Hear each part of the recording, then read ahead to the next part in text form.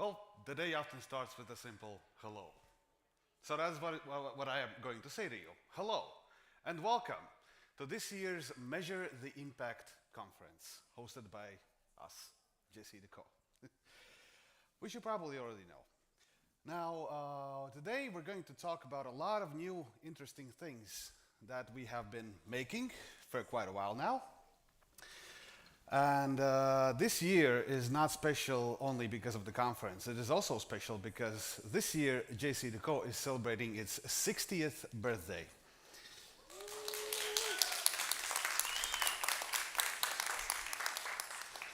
But now, after this quick introduction, without any further ado, it is my honor to introduce our first speaker of the day, our CEO, Jelena Brokāne.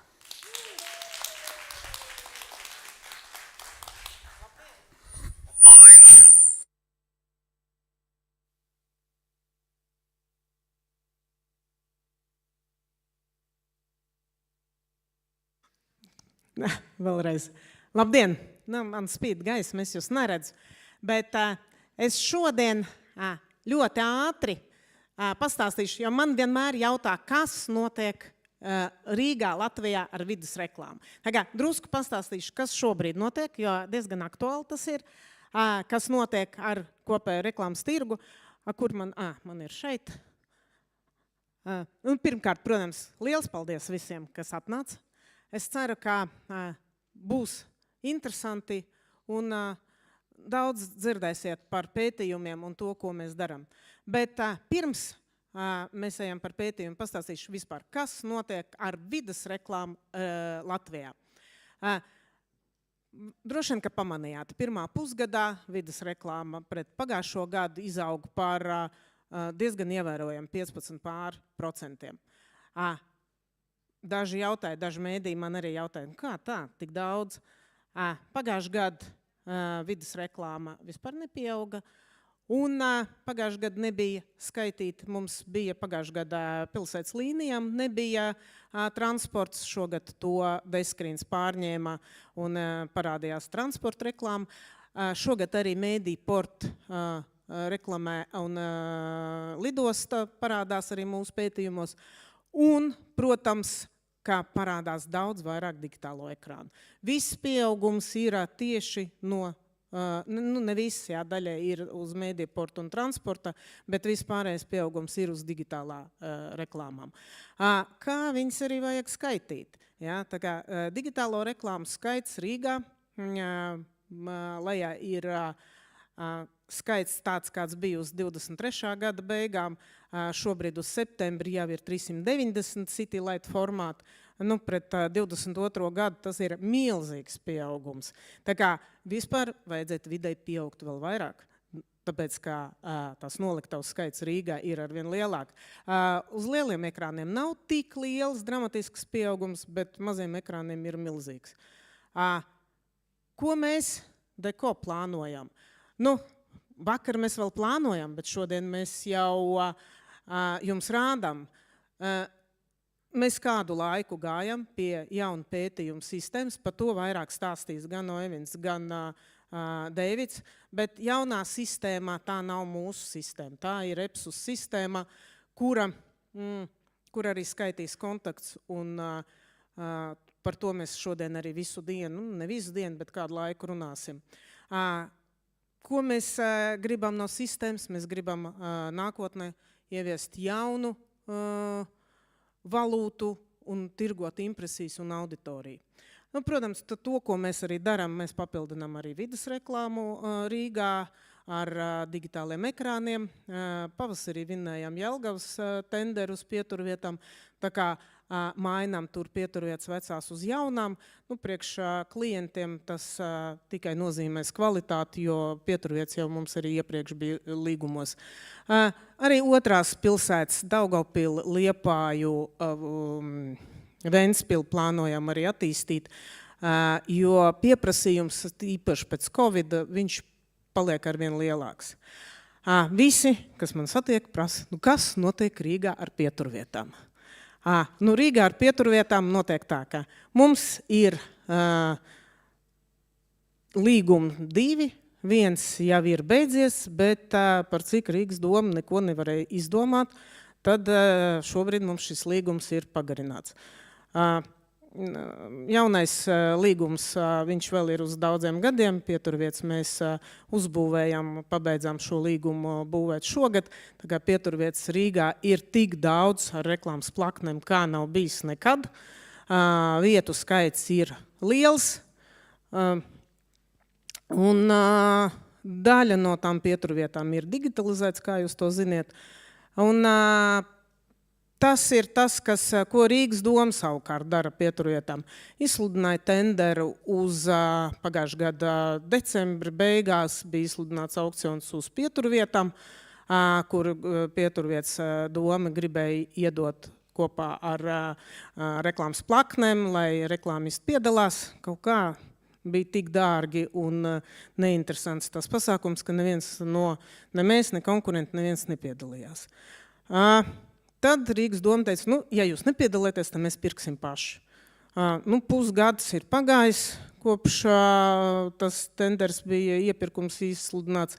Nezinu, vakar vēl man nebija ziņas, ka ir noslēgts jauns līgums par pieturvietām. Bet, nākošu gadu jūnijā ir vēlēšanas. Tā kā redzēs, kas notiks tālāk ar šīm te pieturvietām, jo mans redzējums, mūsu redzējums JCDecaux ir par to, ka vislabākais priekš Rīgas, un es domāju arī priekš mums kā reklāmistiem un arī priekš mums kā iedzīvotājiem, būtu publiskās un privātās partnerības sadarbība tieši uz pieturvietām. Jo tad Rīga varētu iegūt pieturvietas ar labu dizainu, un savukārt uzņēmēji varētu iegūt pieturvietas ar reklāmām. Redzēs, kā būs, bet tas ir tā. Ja ir kādi jautājumi, varētu pēc tam man uzdot. Bet šodien mēs vairāk par mūsu pētījumu sistēmu. Ja jūs atcerieties, tad to sistēmu, ko mēs lietojam līdz šim, gribu teikt, tā nav mūsu sistēma. Tā ir vides reklāmas industrijas sistēma. Jo arī iepriekšējā impakts mums bija kopā ar Clear Channel un pamatā visā pasaulē. Viņi arī iet kopā industrijas ar vadošiem vides reklāmas mēdījiem. Šīs pētījuma sistēmas ievieš kopā ar pārējiem tirgus spēlētājiem vidus segmentā. Tas, kas mums bija, es nestāstīšu, mēs esam 12 gadus stāstījām par to, kas ir outdoor impakts, un jūs viņu lietojat. Es pieļauju, ka tie, kas viņu lieto, projektu vadītāji pat zina viņu labāk nekā mēs, jo jūs uzdodiet mums tos jautājumus, kas tur ir un kas tur nav. Tas, ko mēs mērījām iepriekš, bija Rīga, iespējamie kontakti, redzamie un reālie kontakti. Ar ko atšķirās jaunā sistēma? Es ļoti drusiņi tikai par to ieminēšos, jo gribu pateikt paldies, ka mūsu tehniskā komitejā bija Jānis Pencis un Linda Saulīte. Paldies jums par to. Ļoti profesionāli cilvēki no mēdīju industrijas ar pieredzi pētījumos un jautājumu par to, ko tas nozīmē. Pārējās Baltijas valstīs arī bija tehniskā komiteja, pa 2 pārstāvi no katras valsts, bija arī no klienta puses. Tā mēs arī turpinām strādāt, lai ievies šo sistēmu. Un lielākie ieguvumi no šīs sistēmas ir izmērīt Rīga, Valmiera, Liepāja, Jelgava, Daugavpils, tas agrāk nav bijis. Tas ir ļoti svarīgi, ka mums arī ir otrās pilsētas. Mēs ieguvām datus par digitāliem. Mums ir, protams, ka jauns pētījums 2 Viļņos, bet to mēs darām arī iepriekš un to arī turpināsim darīt, lai tas būtu aktīvi. Jauna vietnu datu analīzei, diemžēl tās vietnes noveco ātrāk nekā mēs. Pa laimi. Un, protams, ka tas, kas ir šobrīd ar vien svarīgāk, iegūt lielāku un plašāku kampaņas analīzes iespējas. Šī jaunā sistēma to arī dod.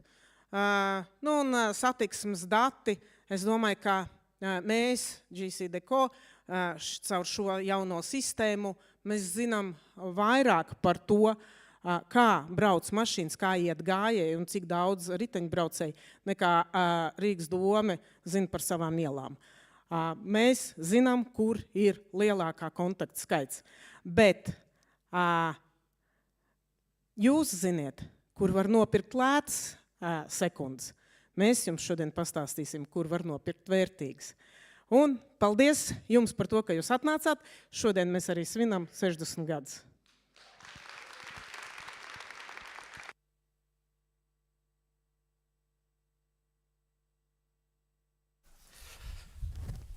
Well, this was Lena.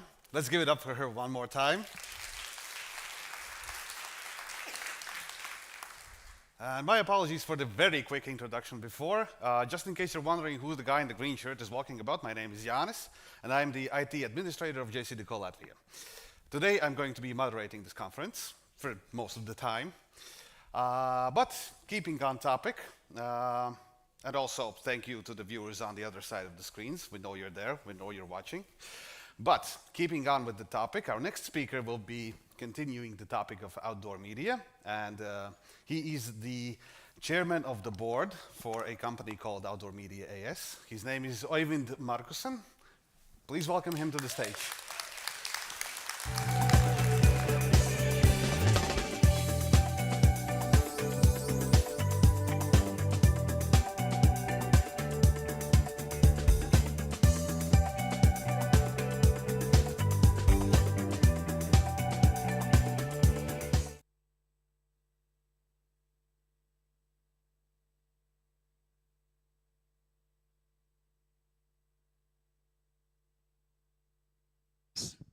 Better?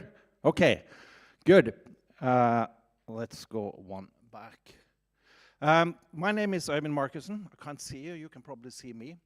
I'm representing this Outdoor Media AS in Norway, which is a joint industry effort for audience measurement in Norway, representing Clear Channel, Ocean Outdoor, and JCDecaux. I've been working with out-of-home advertising basically forever, at least for the last 30 plus years. And I've been following the different projects for audience measurements ever since I started. I remember when I came into the first job in out-of-home in the beginning of the 90s, the company had a big data room with IBM 36 machine that actually run the Copeland model, a model that was, I think, invented in the 50s, giving basic predictions for how much audience you would reach with a different number of panels in a geographical area. After that, these models has been constantly developing. UK launched something they called Oscar, and then came Polestar, and eventually Root and Outdoor Impact. And that has been launched in multiple European countries over the last years, mainly as joint industry efforts, meaning that the whole industry has come together to do these projects. So what I will do now is to take you through a little bit about why and what before David, or the main attraction as we call him, dive deep into the system and tell you what this is all about. And from Lena's presentation, I think she has covered quite a lot of it. I don't understand Latvian so good, but if there is some repetitions, bear over with me. So, why are we doing this? A little bit of the background. We know that sort of market share for out-of-home advertising in the Baltic region is important and substantial. We have market shares in Estonia of 22%, Latvia 14%, Lithuania 16%, while the European average is 6.7%, meaning France, Portugal, Germany around 10%, Italy 7%, Norway 6%. So this is sort of the really high market share region in Europe for out-of-home. So it is definitely important to have good documentation of the media we deliver. We launched basic audience measurements back, I think it was in 2011. We're not quite sure if it was 10 or 11, but never mind. It was then done together with our partner Clear Channel for all 3 Baltic countries. It had annual updates for panels and traffic flows. It was a local system. I think sort of the cloud thing wasn't even invented at the time, so it needed this manual update whenever there was a new release. Methodology was, or is, basically aligned with the global guidelines. So it's respecting sort of visibility adjustment and many of the rules in the global guidelines. And, you know, you have probably seen sort of screenshots or used the system, some of you yourself. And basically what it does, if you call into Lena or Cynthia and want to buy some advertising in Riga, they could tell you that if you use 100 panels, this is in April, you will reach sort of close to 60% of the Riga population of the age 15 plus with sort of a certain frequency. That is basically what it delivers. But it has its limitations. It is limited on geography. It's only covering the capital areas in the Baltic region. It is only giving you weekly data, which is more or less fine when you are buying classic media with Eurosize or billboards you buy for a longer period of time. But when it comes to digital, it's not fine anymore, because then you should be allowed to buy days, day parts, even hours, and get documentation of the supporting demography. So, and there was limited use of external data sources. So we need more. Then bring me to the why. Why are we doing this? Obviously, we need more. All media need to have a trading currency. And all media need to document their audience. And to document their audience, you have to start with sort of an audience or a contact definition. I've listed a few. You know, TV, you have to be in the room, right channel when the ad is displayed. For online, 50% of the pixels displayed for 1 second. I think I remember way back from press, from newspaper, it was about circulation or copies sold or some sort of readership, which was read some or picked up the newspaper. There was also some studies about page traffic. But when it comes to out-of-home, which was one of the last medias to define their contacts, you know, the situation is that outdoor media has a huge audience. We all know that. We are there where people walk around in the cities and in the urban areas. So out-of-home took a more conservative approach to the contact definition. It's not enough that you have the opportunity to see an ad. We have to document that you have actually looked at it. And how do we do that? There has been a number of studies throughout Europe for how people look when they walk around or drive around in urban areas. That's been going on since the 60s in the UK, and there's been multiple studies, both for roadside location, for car drivers, for pedestrians, for indoor locations, and so on and so forth. And this gives us valuable information about what is the criteria that makes people look at the poster. You know, we all know that it's more likely that a big poster is looked at relative to a small poster. But how much? We all know that a poster close to the road is more likely to be looked at than a poster far from the road. But how much?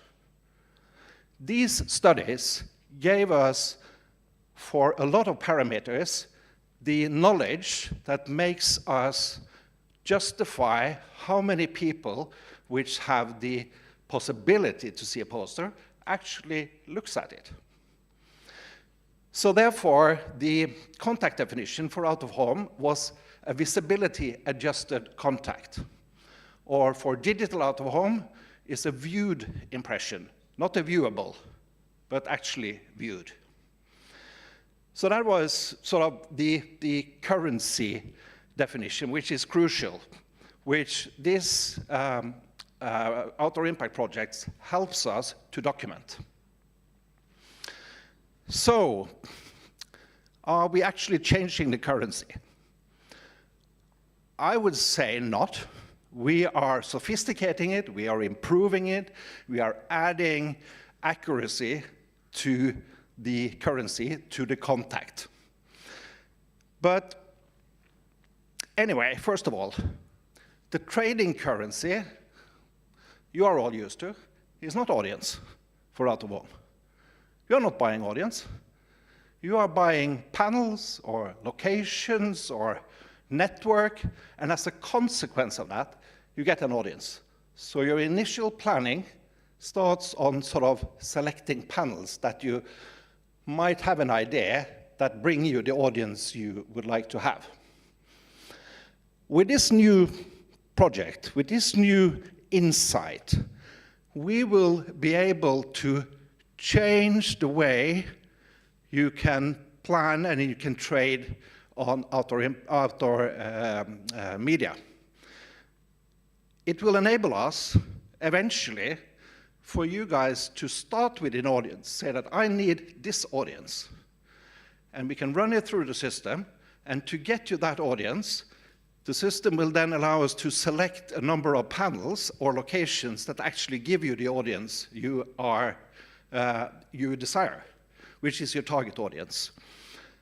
And for digital, it will give you a scheduling on different locations that gives you exactly the same.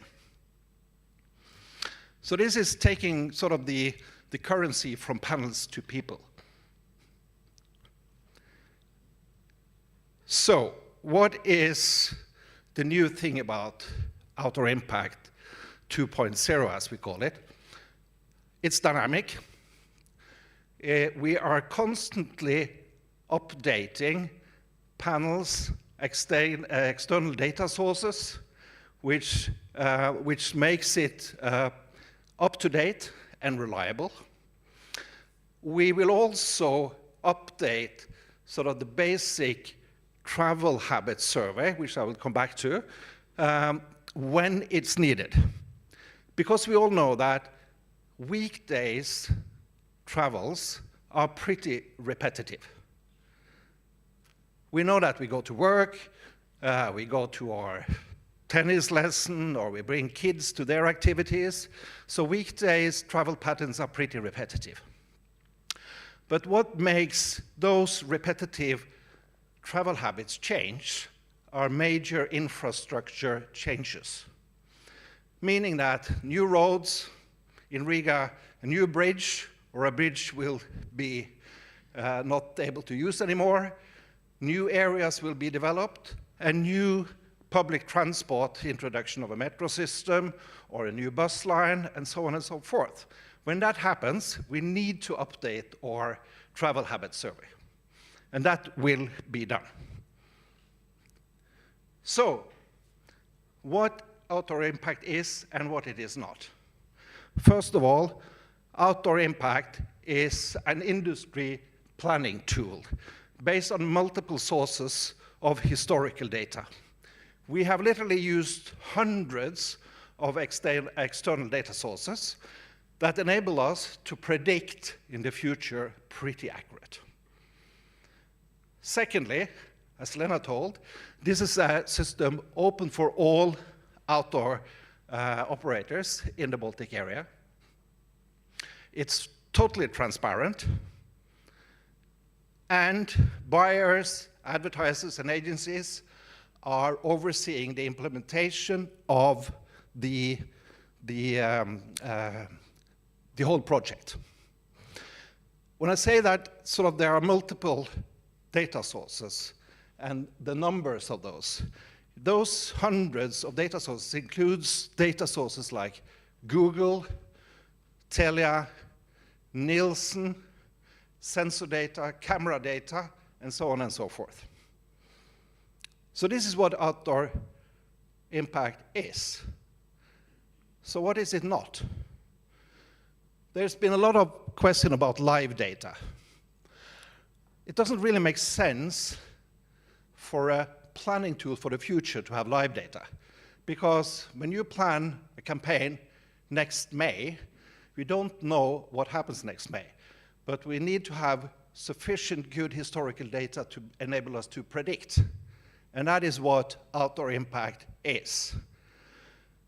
In the future, this may develop to a trading system, maybe not on an industry level, but on an individual out-of-home operator level.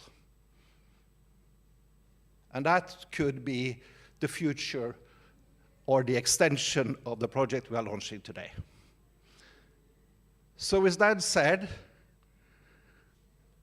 I think I give the word to David.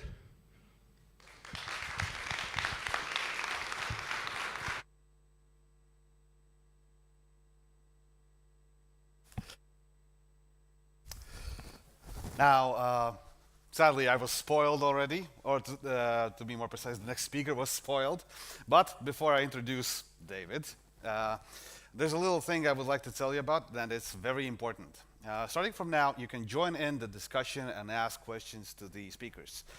Using the Slido code up here, you can either scan it with your QR device, or simply go to the website slide.do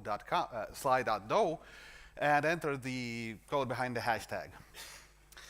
Now, hopefully you will all use this opportunity to join in the discussion.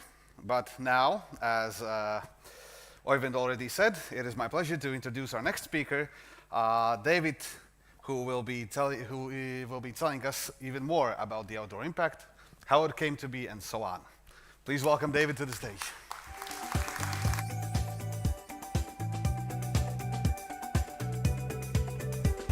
Buddy, ladies and gentlemen, well, my objective for this event is to tell you very few words about me, a little bit more words about my company, and then all possible details about outdoor impact too in Baltics. So first about me. So I'm from Prague, Czech Republic. I work for Out of Home since 1996, I think. Today I heard that I'm attraction.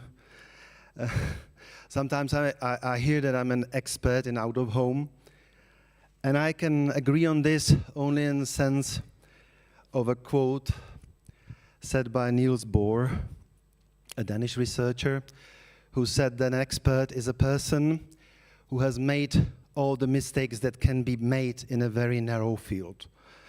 So my narrow field is Out of Home. Well, my company, so I work for Ipsos. Ipsos is the global leader in market research, working in more than 90 markets, employing 18,000 people. One of these people is now me, and delivering different level of products and services. Well, in Ipsos we have different service lines, different specialties. We do brands, we do government, retail performance, and media. And our main effort in past years is to connect all these expertise, knowledge, data, research, simply to support each other. Well, Ipsos is residing in 37 countries, and we do audience measurement in more than 74 different markets, so all around the world. Well, it's a very complex process to do audience research and audience measurement.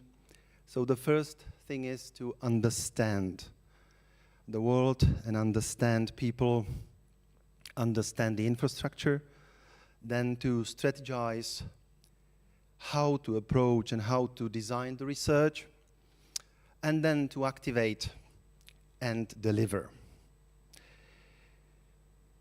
Well, it's to understand media means usually to understand many different aspects of our living and of the world which is surrounding us. And our main way how to do it is so-called people-centric. So the first thing is to understand people, their thinking, their behavior, their needs. And this is the core of our research. Now, of course, we have plenty of technologies, data sources, which can support us, different devices used more and more by us. And we have great available data sources, global data sources, which are supporting our research. In audience measurement, we are providing different services. So it's the advertising expense, it's then digital, radio, readership, software, TV, cross-media syndicated, and out-of-home. And out-of-home is the media which I would like to explain in a little bit more detail, because it's my domain. It's the domain of my business unit, which is fresh by Ipsos, which is called Ipsos Out-of-Home, and which has quite long history. So Ipsos is supporting out-of-home since 90s, first in GB and then in many other markets. And Ipsos Out-of-Home is a combination of Ipsos and a former company called JCDecaux, which was founded in 90s by me and few colleagues, and which expanded to a worldwide supplier of out-of-home. And we agreed 2 years back with Ipsos, and Ipsos acquired JCDecaux, and this is the foundation of Ipsos Out-of-Home. So actively, we work in more than 20 markets. We are 50 people, not only Czech Republic, but also France, GB, and other countries. We are organized in a huge network, and we are supporting different continents, of course, mainly Europe, the biggest out-of-home markets like GB, Germany, France, Belgium, very small markets like Luxembourg, and now Baltics. So as Irvin said, audience measurement is mainly organized by joint industry committees, associations, so groups which are involving media owners, media buyers, clients. And so our main clients are JCDecaux, but beside this we are supporting also individual companies. So the global players like Clear Channel, JCDecaux, Global, Ocean, as well as local companies, the biggest German advertisers, AWK, Streuer, to very small companies like Outdoor Accent in Croatia. So all of these are our clients, and we are trying to deliver the same level of standard, the same level of knowledge. We are not making any difference. Our work in practice is now really about data. It's growing in an amazing way. So in our server cluster, or better to say server cloud, today we're hosting more than 2 million frames. And by frames, I mean digital screens, billboards, lampposts, wallscapes, all different kinds of out-of-home. But it's not just about storing the data, it's about the detailed validation. It's about all parameters which are important not only for business and trade, but mainly of research. To understand mobility, we measured 100,000 or over up to 1 million of respondent days.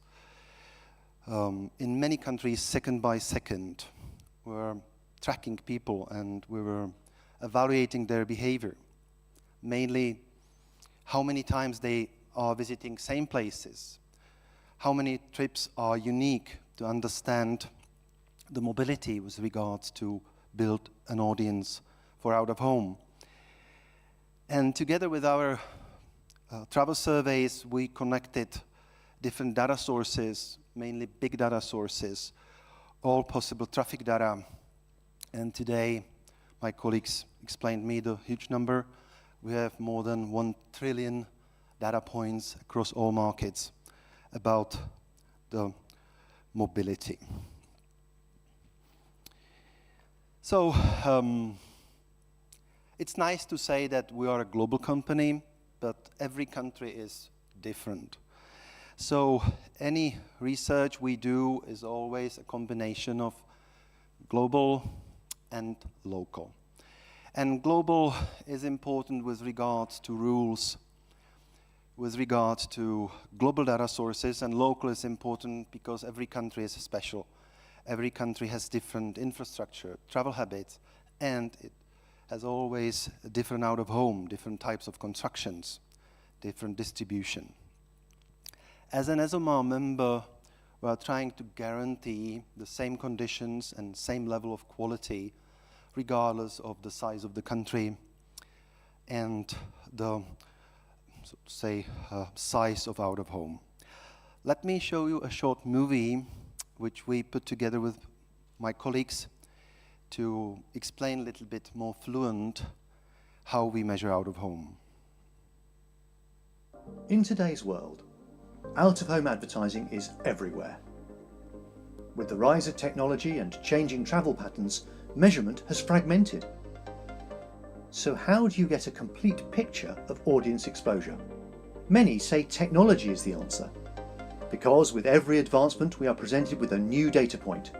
But not all data is equal, and even today's technology has limitations, as it often cannot account for all aspects of human behaviour.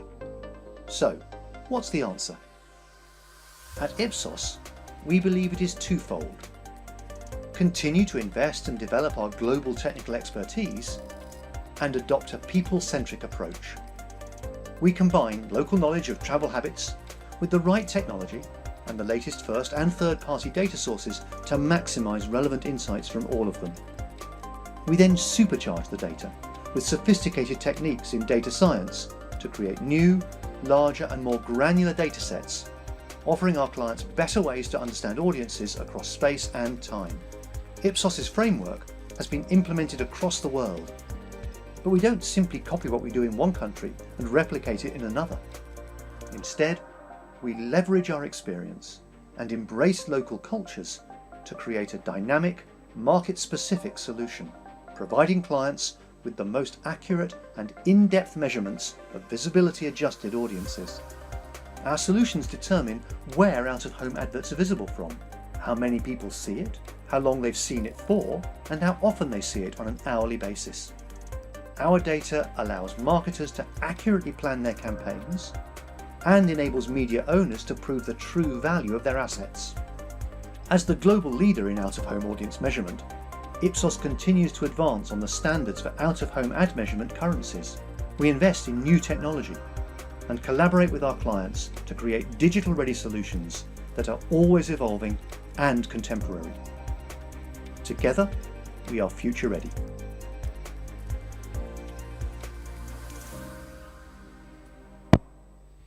Well, so this was a short preview of all what I said before. So now let's go to next slides. So a few more words about our approach. So it all starts by geography. The reason why we're so focused on geography is that geography helps us to build a digital twin of the real world, because all what we can do is a model. We can't replicate the real world twice. So modeling is the only approach how to understand mobility and audience. It all starts by map, and maps are building the infrastructure which is connecting all what we do and all what we measure. You see here the world here, and it's the supplier of maps which we use now all around the world, with few exceptions only. And I will explain it a little bit more on my next slides.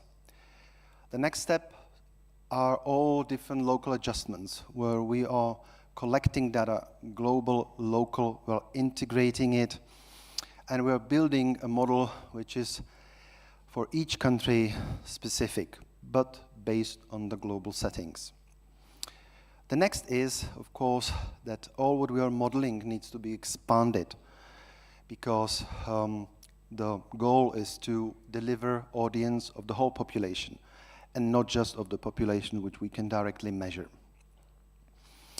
And finally is all what we do presented in well-prepared user interface, which we built in past years using user experience of media owners, media agencies from many different markets. And it's so-called inventory system, which is mainly used by media owners to feed in all new inventory inputs, and delivery, which is interface for media buyers, clients, of course, for media owners too, where all the data is enabled in a form which you can use to calculate different outputs. So now, let's focus on Baltics. So it's very first moment where we at Ipsos were allowed and organized to work for 3 countries in the same time. It was a big pleasure for us, because by this we were able to concentrate some of our efforts to more countries in the same time. We were trying to do this in other European countries, in other continents, but Baltics is the first where we were organized to do 3 countries at the same time. Well, the timeline is very short. Research for out-of-home is usually a long story, and the reason is that it's not a simple evaluation of one data set, but it's a very complex research which is focused on how people behave, how people move. We started in summer 23 by reading the brief from JCDecaux, and then we did an analysis, a feasibility study, and we presented our proposal. The work was kicked off in November, and we were working in 3 parallel streams.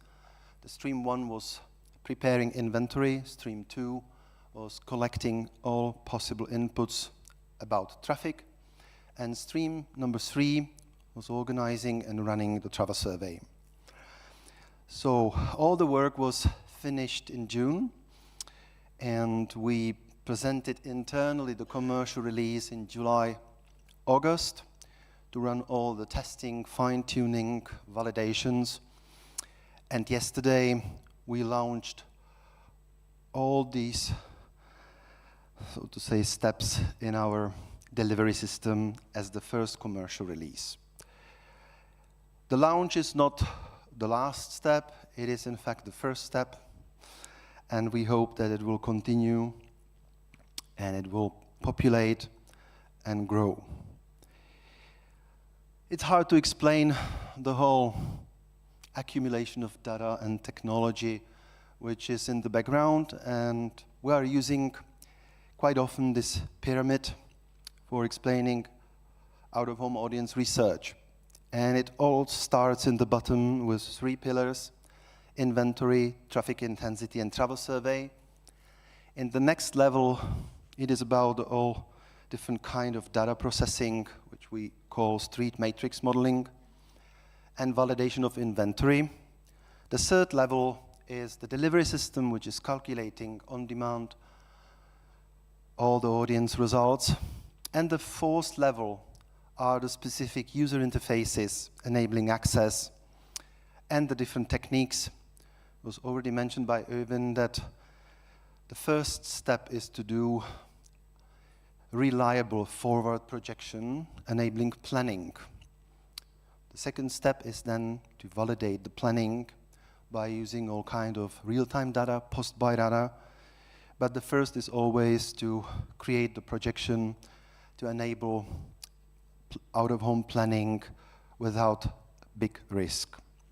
So let's look now at the 3 pillars. So inventory is all what we know about out-of-home construction. This data was mainly supplied, or is mainly supplied by media owners. And it's all about the technique, so how big it is, where is it, what is the visibility distance, angle to the road, so many different details, which we are usually processing in 2 steps. So we are receiving it as input data from media owners, and then we do another validation, an independent validation, by which we are controlling and refining all inputs for next steps. The second pillar is traffic intensity. So this is the source of volumes, of audience volumes. There are many sources counting traffic across the world, in each country, in each municipality, but it's still so hard to integrate it. There are global data sources, which are mainly coming from telco companies, application providers, and there are now new sources which are resulting from sensor measuring. So all this is what we understand as traffic intensity, and all this needs to be properly inspected, integrated, connected. Traffic is not just about volumes. For out-of-home is important the fluctuation, because traffic outside is not constant, and it's important to know what is the difference between Monday, Sunday, between June, August, between 8 o'clock in the morning, 5 o'clock in the evening. And then it's speed, and sometimes I'm getting questions, why speed? But speed is an important input to calculate the potential contact time, and which is a very critical parameter to calculate the probability to see out of home, especially digital. And the third pillar is travel survey, and the travel survey is delivering 2 main things. So how repeatedly people do the same things, how repeatedly they visit same places, and who is it by social demography.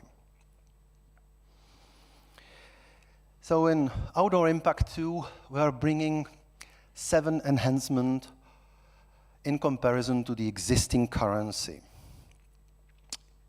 The first is what I already mentioned, a very detailed and fresh digital map which is describing all streets, points of interest, traffic signs, traffic lights, the whole infrastructure which is surrounding us and which is surrounding out-of-home constructions. It's a quarterly updated database which is provided by a company called HERE, owned by car manufacturers such as BMW, Mercedes, and which is probably the most accurate one available today. Sometimes I'm getting questions, why not Google? And Google is a great source. We use Google for many different purposes, but Google is providing a service, not data. And for our calculations, we need data, and that's why we use HERE. So the HERE platform, which is gathering data in connected cars, which is collecting data through SDKs, is enough rich to bring to out-of-home the latest and most detailed infrastructure inputs. The map is connecting inventory, traffic volumes, and travel survey in a small digital twin of the real world. And that's why it's so important to use the latest updates and latest content, which is bringing the changes in infrastructure, new shopping centers, new public transport lines, new bridges, new streets. HERE map is an input to our inventory management system, shortly IMS, which is a web-based application used now in more than 20 markets, which is hosting those 2 million faces, which I already mentioned. And the main objective of this tool is to connect inventory to the world around. And this is not just about making an out-of-home construction a point on the map. It's about inspecting all the flows which can enable to see the out-of-home construction. And this not just by, well, a simplistic KPIs, but today in more than sub-meter resolution. We have here an example from Latvia, a nice bus shelter, and on this you can see the placement of the frame, the so-called cone of a vision, the pink realistic zone where people can see the frame without being obstructed by anything in between, and then hundreds of details which we measure on the map, which is the setback to the street, the eccentricity, speeds, traffic volumes, and so on. All frames provided by JCDecaux and Baltics were loaded in this application and were inspected by us independently to what we received originally. So our team of technical operators inspected on airborne images, satellite images, the position, angle, and all input attributes, and validated frames twice. So sometimes we are calling it 4 eyes principle, and by this we put in the necessary accuracy and reliability. All this is important for our modeling because the worst thing which can happen is that we use super precise models on wrong inputs. And in Outdoor Impact 2, we continue by using the route classification logic, but a little bit more updated than it was in the previous version of Outdoor Impact. But it is still bringing in out-of-home modeling the same aspect which was in the previous currency, and this is the visibility adjusted modification of the gross contacts. And that's unique for out-of-home because I don't know about any other media which is taking into account the contact time, the visibility, potential obstructions, distractions, and other things which could make the advertising less visible. In out-of-home, people passing by simply can't close their eyes. They can't look in the other direction, otherwise it usually results in a car crash. But the question is, how realistic is to look at the inventory while driving or walking by?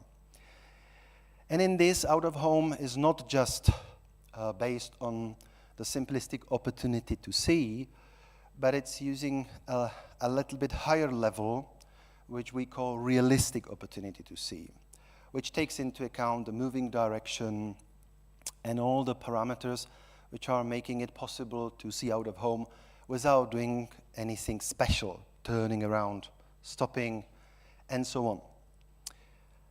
And the visibility adjustment is another level of making the audience even more realistic. And it's the visibility adjustment VA, which is taking into account all what I mentioned already: contact time, distance, size, illumination, setback, and many other parameters in the calculation. The new is digital. I even mentioned that there were some digital extensions to the previous system, but I think in Outdoor Impact 2, we are coming with the real solution. And again, it's not a Baltic solution. It's nothing which was proprietary, made, or researched for your 3 countries. In Baltics, we use results of a study, which in short is called AM4DO, Audience Measurement for Digital Out of Home. It's a study which was organized a few years back, but it's still very valid. It was confirmed by the FEPA organization, now the World Out of Home Organization, and it's more or less our standard how to calculate digital on top what I explained already. Why it's important to have anything special for digital? And the main reason is that digital is not, so to say, displayed full-time. Digital can change the content, and in digital it's typical that the content is displayed for a specific duration and by using specific frequency. And this, of course, is changing a little bit the condition for observers how to see digital while driving or passing by. So AM4DO, as a eye-tracking study, tested all kind of different situations, taking into account the contact time, so-called passage time, and the different settings for out of home. And the result is a special cookbook, so to say, how to calculate performance for digital, taking into account all kind of different settings. It's a, so to say, open source document for those who are interested to understand this a little bit more. It's a publicly available PDF document, and it's explaining on 40 pages all the research and results. The fifth enhancement is the new traffic intensity model. I already explained it in a little bit, but maybe I should say that we do the traffic intensity model by modalities, and it means that we do different modeling for people sitting in cars, people driving as passengers in public transport vehicles, people while walking, and people using different, today more or less soft modes, formerly bicycles. This slide is a bit scary, and we made it a little bit scary because the work in the background to collect all inputs was really hard work, and with support of our colleagues from JCDecaux in all three countries, we made it. We made it with regards to the language barrier, and we were quite successful by collecting and integrating many different data sources. So the simple split here is in global and local. Global data sources are more and more important, more available, but still not enough. Unfortunately, there is no store where we can enter in and buy traffic intensity model at country level. Traffic intensity models usually exist, but for small construction changes at municipal level as a temporary studies for building new constructions. But it's hard to find a source which is describing the traffic in enough detail as commercial product. So now in all of our markets where we support out of home, this is still the most complicated and most work-intensive part to collect the right data, to put it together, to do all necessary cleaning, and to prepare it for modeling. Well, local data, we were successful to find data sources at different departments of transport, municipalities, different research studies. We successfully connected data from sensors which are already installed in Baltics and which are delivering counts. We purchased data from commercial sources like the different camera counting companies. We purchased data from Telia to start some initial integration of the Telia inputs with Outdoor Impact 2. And we combined this all in a giant database, which was the source and is the source for our modeling. So to make the screen a little bit simpler, I'm displaying our 4 models. So we are modeling traffic by modalities, so each modality has a special approach. For people in vehicles, and I'm saying people in vehicles because we're not calculating vehicles, but always people. We applied all those different traffic counts, what I mentioned already, in so-called flow model. To imagine what is a flow model, it's a simple interpolation where we send cars from the count station points to drive away, taking into account the road capacity, traffic rules to the next count station points. And by this, we're building a seamless model for the whole country.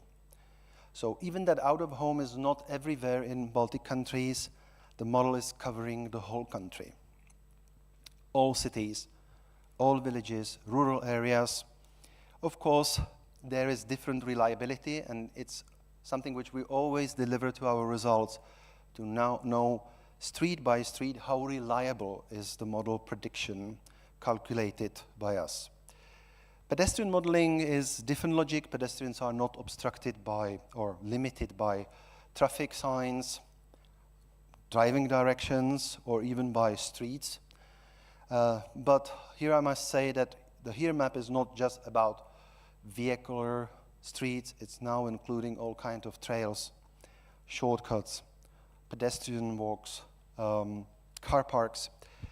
So the pedestrian logic is different. Pedestrian is so-called gravity model, where we take all the attractors, points of interest, where we have counts of individuals, and are simulating by gravity the walking away or approaching by using rules which we learned, and we usually learn in the local travel survey.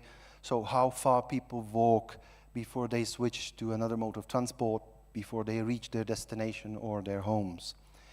So the gravity model is about distributing pedestrians, and it's a very important component, especially around different attractors, city centers, and so on. Well, the third model is about passengers sitting inside public transport vehicles. And here we have an advantage that all traffic or transport agencies are now, or at least around Europe, are reporting how they're servicing the country in so-called General Transport Feed System, GTFS. And this is a public open source where you can download all the stops, all the service lines, all the timetables, so simply everything about public transport, buses, trams, trains, servicing in the country. And it's updated sometimes every week, every month. So we were using this system, and we expanded it by the number of people sitting inside vehicles, so-called occupancy, and we built a third modality, which is about audience sitting inside public transport units, looking outside to roadside inventory. The last modality, bicycle soft modes, is about riders, and this is usually the most complicated model simply because of lack of data. So there are municipalities measuring by bikers, so to say. There are data sources about bikers, but it's still very limited. So we call the model a centric model, and the centric model is simply building bikers and bicycles around city centers, and we did our best to calibrate it to different camera counts and other counts collected locally to make it more realistic. So here is a view on Riga. It's a traffic intensity model for vehicles. Color-coded roads means that the red color is the high traffic, green color is the low traffic, but of course it's much more detailed. And you can see there are cells where we used camera data purchased from Riga to do some calibration validations and to be sure that our model is not underestimating or overestimating the vehicular traffic. So, as I explained, beside volumes, the traffic intensity model is delivering the fluctuation, which is important with regard to proper projection, forward projection to specific date, week, or hour. So we have fluctuations in 2 dimensions. We have the daily fluctuation, which is for all frame types, and we have the hourly fluctuation, which is also for all frame types, but makes more sense for digital. And by this, our prediction, our forward projection in the model can give you performance in any week further on, and for digital by hour. The projection, it takes into account all the special events, different holidays. So those drops, I think, are targeting familiar dates in Latvia, where our specific holidays. The normal drops are simulating weekend days with usually lower traffic. And for this, especially, we used sensory data, long history, millions of points, and it was correlated to government data. So on this chart, you can see the orange, very specific sensory fluctuation, and this simply combined with the typical trend from the national statistics, which shows very good correlation. And that was one of our, say, objective here, to combine the data and cross-validate to be sure that it is working together. The last part of traffic intensity model is speed. And I mentioned here as our data source. So from those millions of data points coming from different cars and platforms and phones, we are buying from here something which is called traffic patterns, which means that we have for every street direction in countries where we do the modeling, so now in Latvia, hour by hour speed. And it could be the free flow speed where cars are not obstructed by each other and driving, respecting more or less the, so to say, the speed restriction. But mainly it's about congestions, cars slow down by the traffic at roads with complicated capacity, which is very important for calculating contact time, dwell time, and super important for digital. The sixth enhancement is the travel survey. So here we were working together with Nielsen, and mainly because Ipsos is not maintaining and running any panel in Baltic countries. So we combined our forces and we supported Nielsen to do the travel survey for us. We put in our global expertise, our tools, the main tool called MobiQuest tool, which is supporting the collection of traveling and enabling validation of different traveling, while Nick Nielsen delivered the fieldwork team, designed the sample, and simply organized the fieldwork and the data collection for us. Well, the travel survey is about how people travel. So it's a recall-based study in Baltics where Nick asked people about their traveling yesterday, and this was then validated on the map, trip by trip, destination by destination. And then we asked a question about last weekend day and all those extraordinary trips. Of course, and Irvin already mentioned that weekends could be much more colorful than the last weekend. So we know that we have some reserve in reach. We know that our people measured in the travel survey and the population is traveling a little bit more, so to say, granular than what we have in the travel survey. So in our reach, we still have a small reserve, especially in long reach, long campaigns. But I think it was very successful because after doing this whole evaluation, we did a calculation of contacts, gross contacts between our travel survey and inventory. And in Latvia, where we were testing 3,162 faces, all faces were visited by the minimum number of respondents, which is a great result. It's not in every country. We have quite often so-called zero contact frames, usually frames in areas which are less important, different, special. But in Latvia, it looks like that the inventory which we inspected is very well concentrated at places where people are traveling. So the result of the travel survey in gross numbers is 1.5 million of different opportunities to see all those 3,162 constructions. So it's enough large empiric database to identify the frequency and the presence of people by locations, location types, and so on. These blue maps are showing the trips covering Riga and the whole country of Latvia. So it's even that the respondent sample is a bit limited, 2.2 thousand. Results are enough rich to simply deliver the two main inputs, who is it and how many times. The seventh enhancement is the new inventory delivery system. We call it delivery system rather than campaign planning system. And the reason is that our tools are not necessarily the commercial tools to do the trade of out of home. It is a potential additional sales channel where agencies can go in and design their needs, calculate the performance they wish to receive, review the performance of campaigns already sold, but it's not a tool which should concentrate the whole out-of-home business.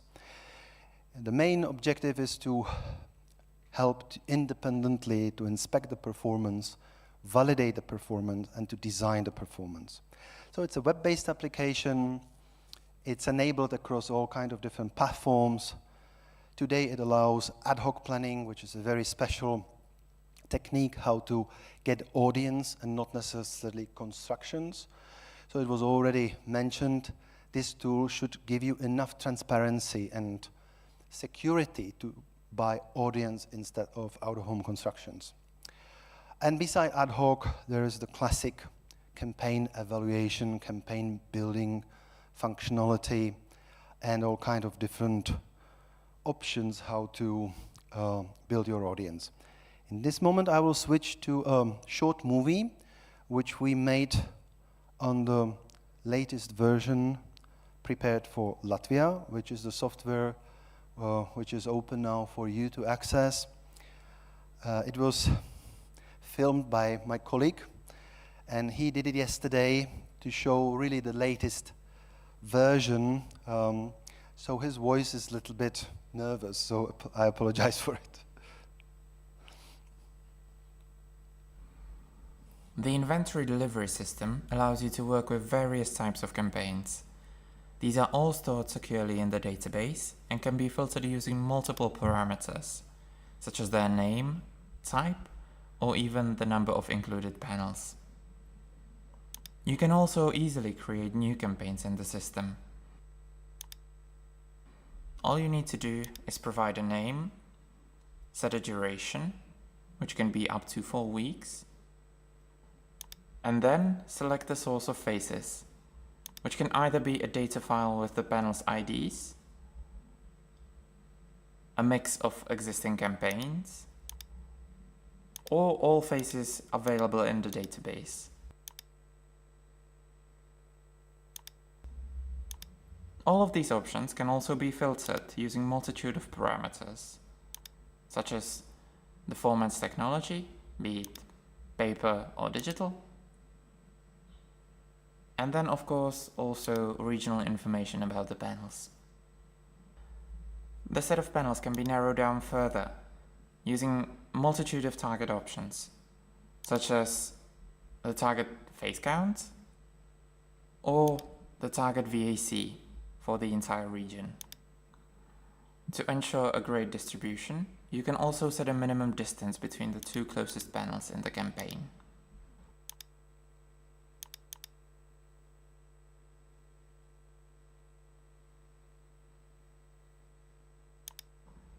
Once saved, the panels included in the campaign can be displayed in greater detail, including their pictures and location information.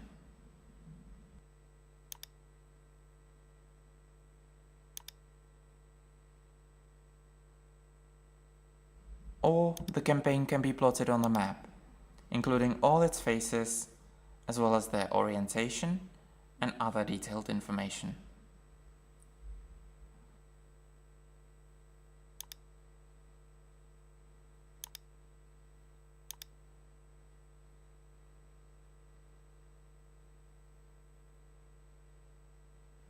To get relevant results for your media plan calculations, you can also define your target groups, so target populations. These can be defined in the system's templates section. The available respondent attributes include various personal parameters, such as age and gender, also economical parameters, and a multitude of interests.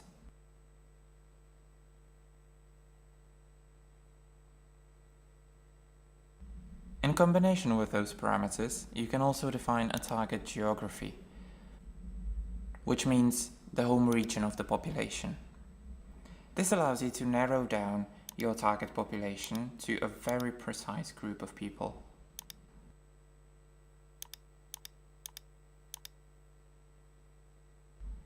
The system also includes touchpoints templates based on more than 80,000 points of interest grouped into multiple categories. These can be of great assistance when planning a campaign.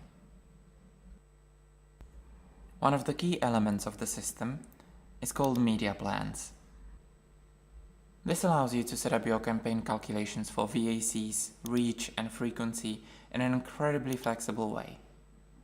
For example, this media plan includes 2 campaigns, one being 1 week long and the other one being 4 weeks long. You can see in media plans the individual results for each of those campaigns, as well as in the case of the 4 weeks long one, charts displaying the development of the performance.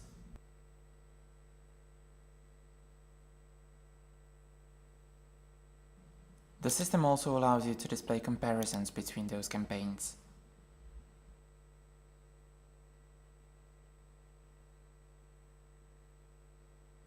You can also change the respondent attributes, so age, gender groups, as you like. And also, in case of digital campaigns, define a spot plan, which is a schedule for digital ads. As you can see here, 10-second ads running 15 times an hour. The other option of media plan is called multi-campaign. This way you can combine multiple different campaigns into one and calculate their combined performance. As you can see here, we have a combined campaign of 160 panels, reaching nearly 400,000 people. All of these results can also quickly be exported to a PDF or an Excel file.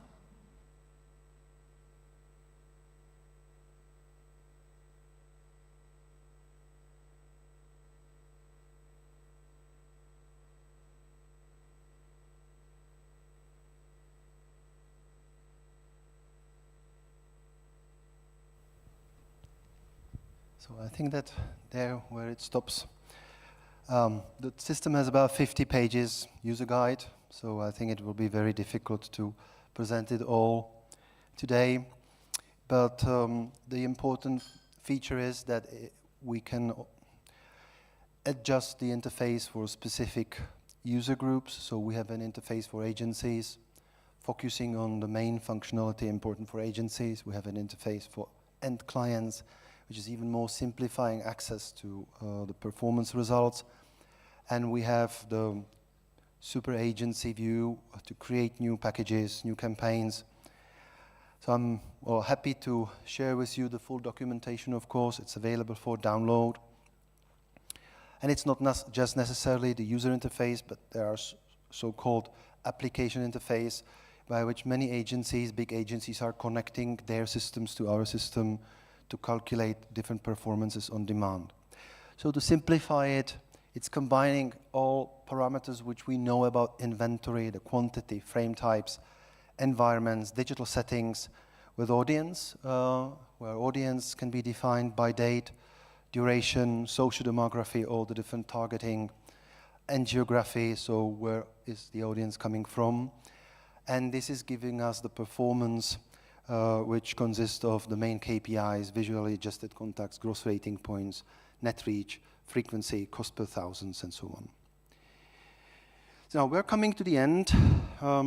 So to summarize Outdoor Impact 2, our objective was to update the existing Outdoor Impact to bring you the latest available research, data, and technique, to make it in a transparent way, to meet all the global guidelines to make your currency exchangeable and international, and to open the whole system to news. And the news are new inventory, of course, new formats, new sizes, new members, which are so easy to integrate, new environments, especially indoor transport media, and of course, new data sources.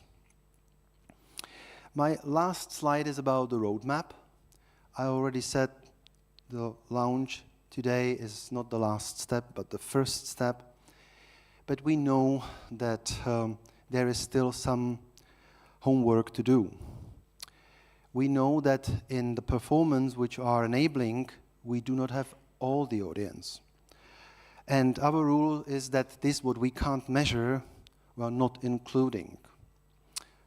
Now it's a bonus. And we are planning further refinements. So we know that we can be more granular with regard to pedestrian speed, identify all places where people are waiting, and by this generating more audience. We know that we can be more specific to determine the car speed. We know that we can maybe update a travel survey to go more outside bigger cities and to measure more and more from your population. We know that we can be more granular and we can get more reach by putting in more detailed strips. This is all on our roadmap, and I would say that the future depends on all this, and it's open. Thank you for your attention. I hope it was not too much boring and long. Thank you.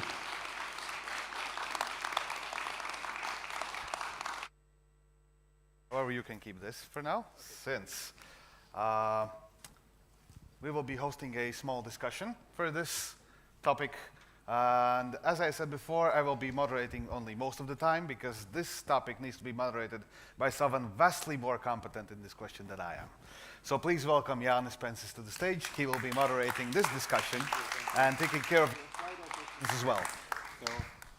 First of all, I'd like to thank you and JCDecaux for having me and also Linda and other members of the technical committee in this very exciting process. Since beginning of this year, I think that we started the first discussions, and sometimes it felt like some good discovery series about some rocket science. So yes, that was really amazing. So we're a bit late, but still we have some time for discussions, and I'd like to start with the questions from the audience who weren't the part of the technical committee. So and then probably I will turn also to a couple of questions from my side. So one of the questions is that is the odor impact taking something disappeared, taking into account how many ads are seen in rotation in the digital screens, the question is? Yes, absolutely. So we are evaluating so-called spots, so which is the display of specific ad, which is defined by the duration of ad and the cycle or loop length or number of playouts. And so by this, the performance of digital frame is always defined and calculated as performance of each individual spot. And this new system is making difference between spots which are 5 seconds long, 10 seconds long, any duration. And of course, it's making difference about the playouts, frequency, low frequency, lower performance, higher frequency, higher performance. Okay. I think important question here is there only JCDecaux currently in this odor impact survey wave? Or is there any other companies? So in Baltics, it's JCDecaux only. In other markets are other players. And as I said, the system is ready to open doors for others to step in and to enjoy it. Thanks. So important question here is about the physical eye tracking. So the question was that we did some eye tracking research here in Baltics as well, or that was just a survey about their movements, I mean the pedestrians. So I think that you already talked about that the eye tracking survey was done somewhere else, not in Baltics. Maybe you could comment quickly on just to clarify this question. Well, the research in Baltics is using results of 2 eye tracking studies, Root UK and Lumen, which is also UK. And we were able to use it in Baltics mainly because there is very high similarity between the opportunities to see in both countries. There are countries which are completely different, United States, Australia, different sizes, different placement of out-of-home, where it could be a challenge to use the same eye tracking study without making local studies. But in Baltics, the standards of out-of-home are very close to UK, where the original measurement is coming from. Thanks. So, and the tricky one question, I do believe, but I think that you will manage it. There is a question about that probably we have assumption that all the pedestrians are looking on the street. Do we plan to adjust the numbers, excluding those whose eyes are in mobile phones? Yeah, well, that's That's the principle of the visibility adjustment, that we know the gross counts of people, we know the gross counts of people moving in a visibility direction, but we are applying so-called visibility adjustment, which is simply reducing the total number to those who are who have a probability to see. And this is the result from eye tracking. And we are using eye tracking study from Root, which is the latest model and which was done already in the current conditions, so people looking at their cell phones all the time. So these distractions are included, and these distractions sometimes radically reducing the contacts, the ROTS contacts to visual adjusted contacts. So from my side, it's actually also close to one question from the audience, is about the new currency. So you nicely presented it here that we are going to the new currency, and also that was mentioned by the other presenters. So I just wanted to clarify from a very practical point of view. So you did a huge job. You gave us in our hands this opportunity to have this new currency, but now it's a question of, from our local market, whether we will actually implement it, or whether we will have more participants beside the JCDecaux, and whether we still will going to pay per days, weeks, and number of rotations instead of the impressions, right? Well, so the usage of a new currency which is Baltic outdoor impact 2, has usually different steps. And so the step 1 is to understand the currency, to be sure about all the background. And the main aim is to switch from buying constructions to buying audience. And this is exactly available in our delivery system. You can enter in and you can say, I'd like to buy 1 million impacts in Riga. And the system is telling you how to do it and what is necessary to purchase to get 1 million impacts. The same is by reach. Well, the new currency, why we say new currency, it's mainly because it's new with regards to all inputs. It's the same principle as out-of-home currency before and in other markets, but it's not directly exchangeable. There is always some exchange ratio between old outdoor impact and new outdoor impact, because of all the new things like the destruction because of cell phones and so on. Beside the absolute value which is delivered to each out-of-home construction, what is important to say that if it's including more and more members, then it's also bringing the relative logic. So the worst thing which can happen to any media is that if you have two same things delivering different performance. And the new outdoor impact 2 is a guarantee that if you have two same constructions in similar conditions, they do similar performance, or same. Yeah. So a question about the updates. So this was really extensive study. I mean, all these components that we did in Baltics. As I understood from the discussions that one thing that could be potentially regularly updated is some changes in the infrastructure, right, in the cities, and another thing is about the traffic flow. So could you please comment? So I heard some that it's going to be on quarterly basis, but then the question is for example, about the traffic flow, whether all the sources of data that you presented on that scary slide, are they all of them going to be updated on the quarterly basis? What's the plan for the next, let's say, 12 months? Well, so today it's about the first release, 24.1. In plan we have more releases, and the first thing which we update in any next release is inventory. So all changes on frames, demolished frames are removed, new frames are added, changed frames are adjusted. And this is the first update which is already available. The system is covering the whole country, so we don't have problem if the new inventory is a new city or new village which is not included today. If it's a new size or new frame type, all is easily to put in. Beside this, the system allows also the virtual future evaluation of new construction. So by this, media owners can go to any street and say, what if I do a digital screen here? What is the future performance? So for acquisitions, the next update is the traffic volume, where we believe that we'll be able to use the dynamic data sources to track how the traffic is changing and to improve our forward projection by this and extend. The third is to take into account infrastructure changes. So every quarter we can look what is new in Latvia, where we do have new roads, new changes, and then we will always match this to how important is it for out of home.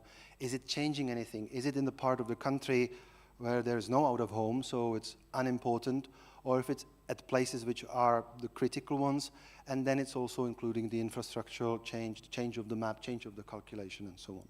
All right, so I think that we are close to the finish of our discussion. Maybe the last question, if we were talking about the potential advancements of this survey in the future, like what could be improved in terms of the car speed measurement, pedestrians, speed, local trips around home places, how do you think which of these would be like the most beneficial for the market, which would be the most, let's say, if to prioritize, which would be the #1 advancement for the future? Well, I think that speed is the one which is a near-hanging fruit because we have all the data. But it's important to know how important it is for the market, if the market is really working. Car speed, car speed. Because by this you can buy specific hours and not other hours. So sometimes it could lead in cherry picking. So market usually needs some agreement around it, how granular it should go. But speed is the first, speed of cars is the first potential enhancement. Then of course we can look at speed of pedestrians because we know about waiting places and we can indirectly calculate how long people wait for bus, for tram, for train. Well, the most complicated is the travel survey because travel survey is a special out-of-home research and it's not inexpensive. So by this, of course, the travel survey is a big question, when we do an update. And here is important that if the world is the same, then the travel survey is less necessary than if the world is changing. Like the time of pandemic completely changed travel habits. So we are now refreshing in many markets travel surveys to know the new normal or next normal, how people travel after pandemic, and how is it different before pandemic. So of course events like this could completely change the world, and that means new travel survey definitely, immediately. Okay, so about the car speed, so do we already now have this granularity of the speed over the streets? Let's say at the beginning the speed is slower, then in the middle it's faster, or you just use the average speed of some subsection of the street? How it's working now in Baltics? So from here we have speed for the whole road segment, usually from crossing to crossing. But we can go a little bit more granular to look at the speed close to the traffic lights and speed in between. And by this we can be more detailed for frames which are visible at traffic, at crossings, and so on. Here is important that we can always do this beside the productional usage. So this new research is not an obstacle which is blocking any usage of the system. It should not bring the numbers up or down. It is making it only more granular. So some frames will increase, some frames will drop. But currently it's on average speed based, yes? Currently is a weighted average, which means that we take into account that the fast speed is at the time when there is nobody there. Yeah. The slow speed is at the time of congestion. So we have so-called weighted average weekly speed, which we apply for Baltics. Right. I think that we've done, and we are ready for the lunch break, right? Thank you very much. Thank you.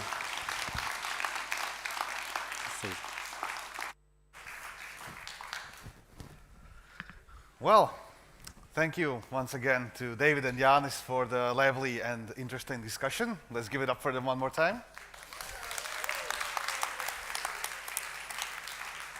And now, as Janis already foretold, a 15-minute break will be taking place, but do not use this break to quietly escape, because we will have more interesting things to come. We will be talking about the future of out-of-home media, some interesting campaigns in out-of-home that we've seen, and how to reach the Generation Z. So now, feel free to take a break to do whatever your heart fancies you to do, and see you in 15 minutes. I will be calling you all back in 5 minutes before the break ends.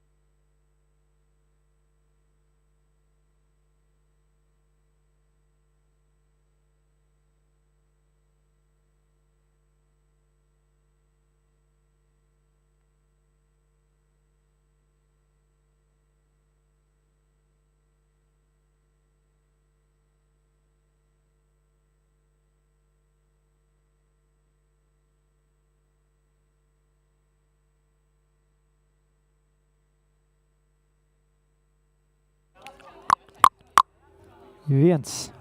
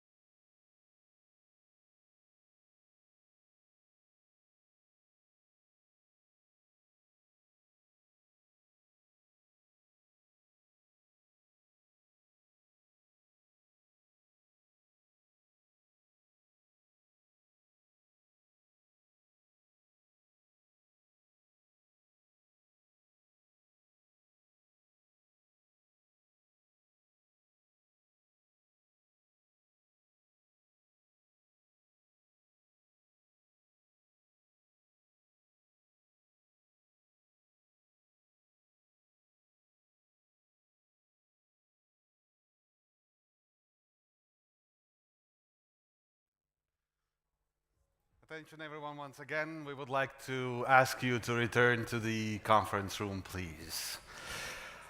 We will be starting very soon. In the meantime, I would like to remind you about Slido.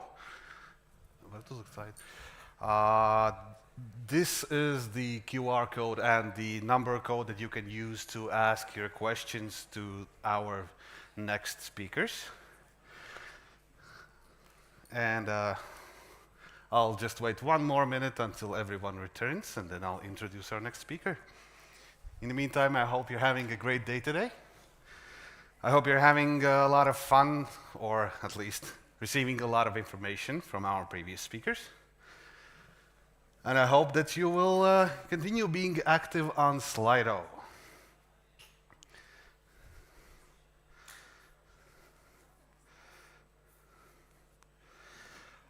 For those of you returning, please, if we could ask you to try and not leave gaps in the seating so that everyone can have enough space to get seated and not use the stairs as seating.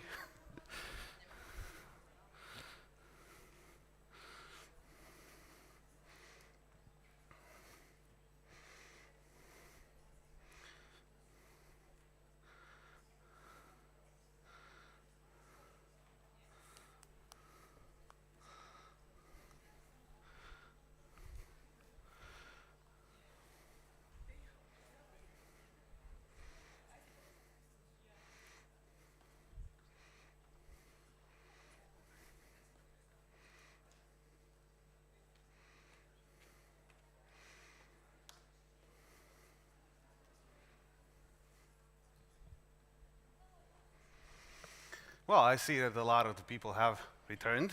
So without any further ado, I shall introduce to you our next speaker coming from UK, Sophie Taylor. She will be talking about programmatic, and I'll leave it to her to explain what that means. So please welcome Sophie Taylor.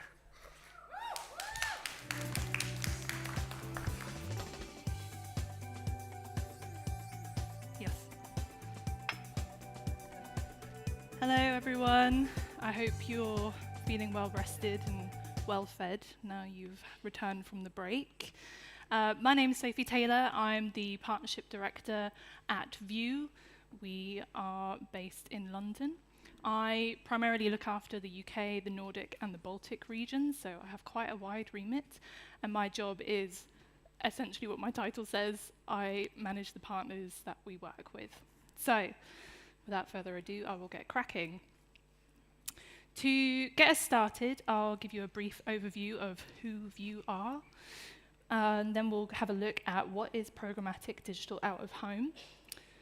Then we'll take a look at some of the global trends we are seeing, and then lastly, a look at the future growth levers that we are seeing in programmatic digital out of home.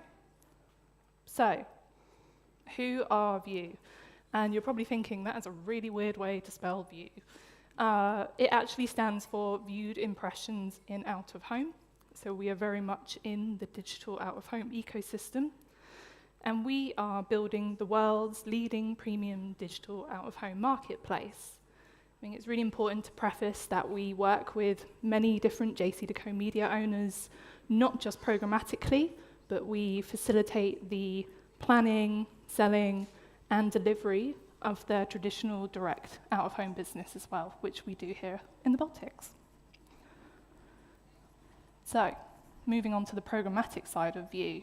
We are an independent SSP and exchange built to connect both supply and demand. We do this in real time, so bidding can happen literally like that. Further to that, we also work with JCDecaux media owners to facilitate the planning and selling of the direct, programmatic, and paper, as I said before. We are a thought leader in the programmatic digital out-of-home space. We own an industry-widely regarded State of the Nation report. We just released our 2024 report this week on Tuesday.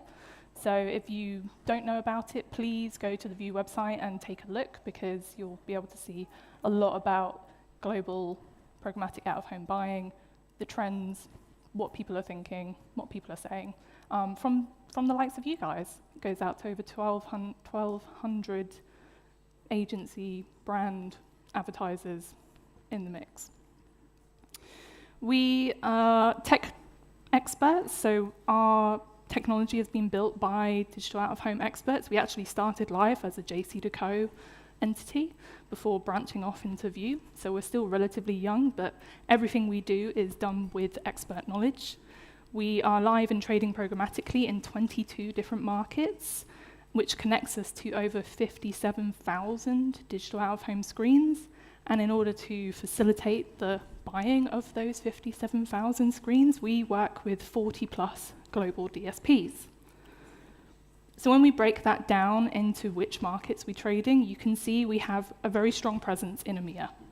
We are also expanding in the APAC region, so looking at Australia, New Zealand, Hong Kong, Singapore, mainland China, as well as the Americas, US, Brazil, Mexico, and South Africa. And we're not stopping there. We have loads more different markets to connect with. Coming soon, we have Colombia, Japan, and Denmark. And as I mentioned, in order to facilitate the buying of the media in each of these 22 markets, we work with many different DSPs. And that's a mix of programmatic specialists in digital out-of-home, as well as omni-channel DSPs. So for those of you who work in programmatic, you probably recognize a couple of these on the screen.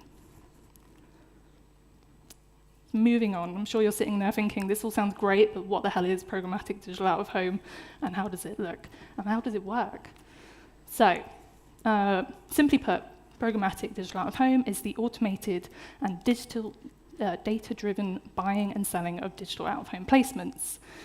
As with all other programmatic media channels, you can buy digital out-of-home programmatically, which provides efficiency, agility, targetability, and measurability in a way that buying traditional out-of-home media can't quite facilitate with the limitations. And what's more, programmatic ad buying isn't new, but it is new to digital out-of-home. We say it's the last piece of the programmatic puzzle. If you think back to programmatic origins, it started in print. I remember when I first started in media, I worked for a newspaper in the UK, The Telegraph, and when they launched their online newspaper, they also launched programmatic advertising buying. This was completely new. Nobody knew what it was about. The technology was very limited. As it expanded and the tech improved, it moved to video. This is where you have YouTube, Google expanding their programmatic world. Then as radio became digitized, so too did the radio formats become programmatically available, and then followed the VOD streaming platforms like Netflix and Amazon, and then eventually out of home. It is, as we say, the last piece of the programmatic puzzle. But what does that look like? So some of you are probably very familiar with programmatic and how it's bought and traded, but for those of you who aren't, I will give you a very high-level overview.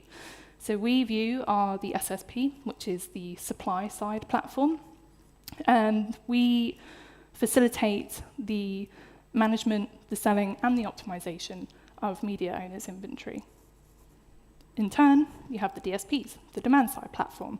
Now, these guys are which you guys work with to help determine where, when, how, which audiences, what creative is going to be displayed when running that campaign. The way it differs to traditional media buying is you're not buying based on impacts or particular locations. You tend to buy based on impressions or spend levels.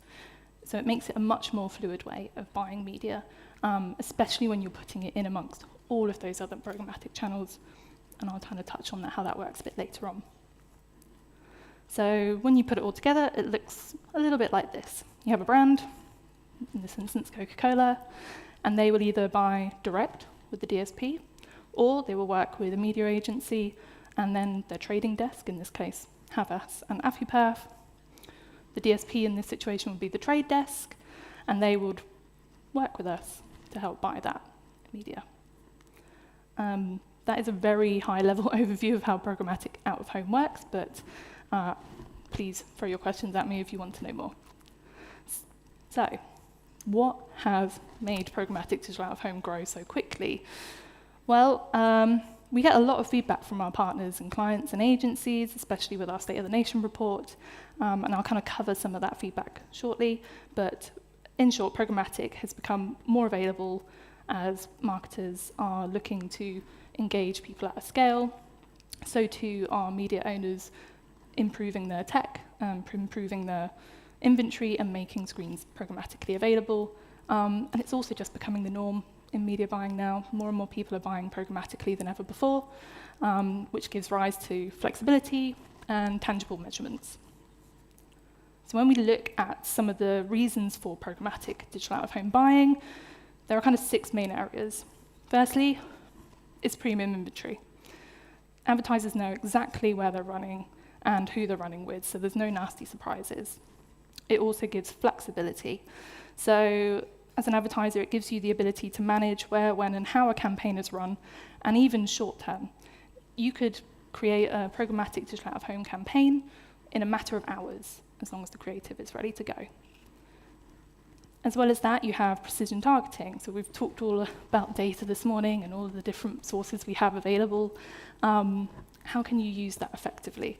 Well, with programmatic, you can leverage data and insights to adjust ad creative, adjust targeting, adjust scheduling, based on many different factors such as time of day, weather conditions, audience type, where they live, who they're interacting with. And with all of that data, you can do it with an omni-channel optimization. So programmatic digital out-of-home can be integrated with many other digital media channels, be it social, video, radio. And this allows advertisers to create a really cohesive multi-channel campaign that delivers consistent and personalized brand experiences across many different channels. As well as that, it's brand and privacy safe. So as we know, as third-party cookies are starting to be phased out, fraud-free environments are becoming more and more sought after by advertisers. And something that I like to say is that out-of-home has been on a cookieless diet for years. So we're actually in the best place for when cookies eventually sling the hook. So, looking at programmatic digital out-of-home trends. As mentioned, we have our State of the Nation report, which we release every year. We've literally just released our 2024 report. So the stats I have in here are from 2023, but they are still highly relevant. And as I said, if you take a look at this year's report, you'll see that actually the stats are an improvement on these, which are already really positive. So, number 1, programmatic digital out-of-home is growing. So nearly half of our respondents said that they had planned or bought digital out-of-home in the last 12 months, with 57% of that being traded programmatically. This growth has been facilitated by a considerable increase in the amount of inventory becoming available. We saw earlier just how steeply the number of digital screens had grown in Latvia, and it's not just here, it's happening globally as well, but with all of the other JCDecaux partners. And more media owners are investing in programmatically enabled technology. Second, programmatic digital out-of-home drives incremental value. So 37% of our brand marketers have added incremental budgets to the digital out-of-home spending in the last 12 months and are planning to increase that over the next year and a half.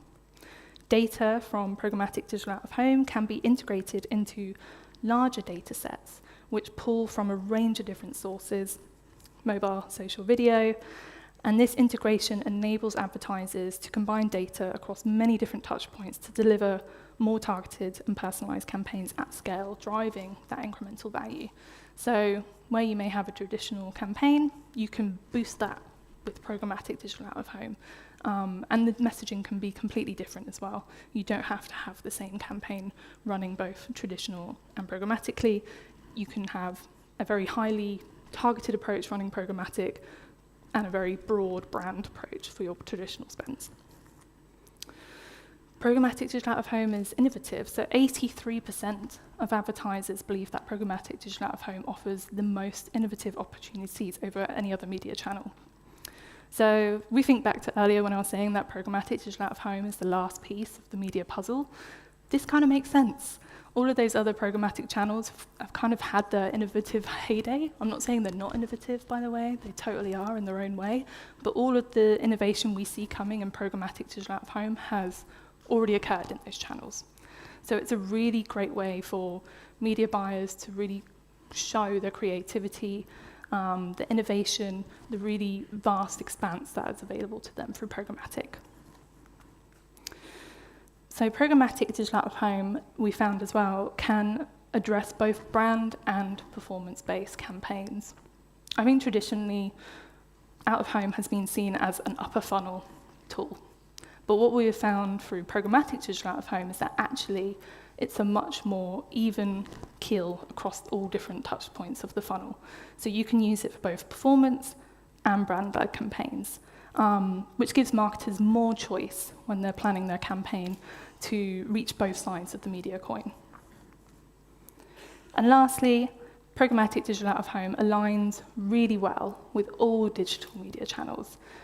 So on this slide, I've only included the top 3, but what you'll see is social tops the charts, where advertisers are agreeing it equally aligns with both performance and brand-led campaigns. Then you'll see that further go down to direct bought digital out-of-home campaigns, and then through search campaigns. And this is kind of unsurprising, really, when we look at the broad reach that social, display, search, and even out-of-home has. And when you combine that with programmatic digital out-of-home, it makes it a really powerful tool to really maximize that reach and frequency of a brand's campaign message. But what does the future look like? So, we at View have identified 3 main growth levers that can be utilized to further the growth of programmatic digital out-of-home globally. First, dynamic creative optimization, otherwise known as DCO, 3D creative, and multi-channel integration, which so far, just to be confusing, I've called omni-channel. So omni-channel, multi-channel, same thing. So what is dynamic creative optimization? So simply, it allows a brand to be contextually relevant with data to change the creative messaging in real time. You can enhance the relevancy to a person viewing that ad, giving a better overall customer experience, and therefore increases the efficiency of your campaign. Contextually relevant ads are important. Remember earlier when I said that out-of-home is a cookieless environment? Well, it works in our favor because there is a 2022 McKinsey report that found that 41% of consumers do not want advertisers tracking cookies. So even more prevalent in the outing of cookies, digital out-of-home is going to become more and more important to maintain that contextual relevancy and personalization with people. But what kind of data can you use when you're planning your dynamic creative campaign? Well, there are a number of different sources available. You have your standard data sources, and this can be weather data, such as temperature. Is it raining? Is it foggy? Pollen data. Have you got a high pollen count, a low pollen count? Traffic data. Is the road busy on your commute? I would like to know that before I set off in the morning. Also, air traffic data. So if you know if a flight is arriving in from a certain destination, you can tailor the creative to the language of the people coming from that flight. You also have pollution data, demographic data, points of interest data. These are all kind of standard data sources. You can also layer in advanced data sources. So this could be first-party data sources from partnerships. So in this example here, we have Samsung and Strava. And they used data, in-app data, to localize creative messaging to people in a particular area, in this case Hackney, trying to encourage runners to run more by showing the average distance of people who run in that area on a Monday. You also have data from mobile applications, so thinking of Uber, Skyscanner, any app where you have purchase data or any kind of user data. This can be used as well. And then stock data management platform data, so data that's available to you guys in a DMP platform. It's important to note as well that all of this data is anonymized, it's all GDPR compliant, so none of it is going to expose any particular person. But why is this so special for programmatic digital out-of-home? Well, with real-time trading, not only can you be extremely contextually relevant with dynamic messaging at scale, you can also do it in a very streamlined and creative manner. An IAS Power of Context study in 2020 found that 70% of UK consumers are more likely to remember a contextually relevant ad. So you get more bang for your buck by doing a DCO campaign. But don't just take my word for it. I have some examples. So during COVID pandemic, we all remember that, we ran a campaign for Nespresso.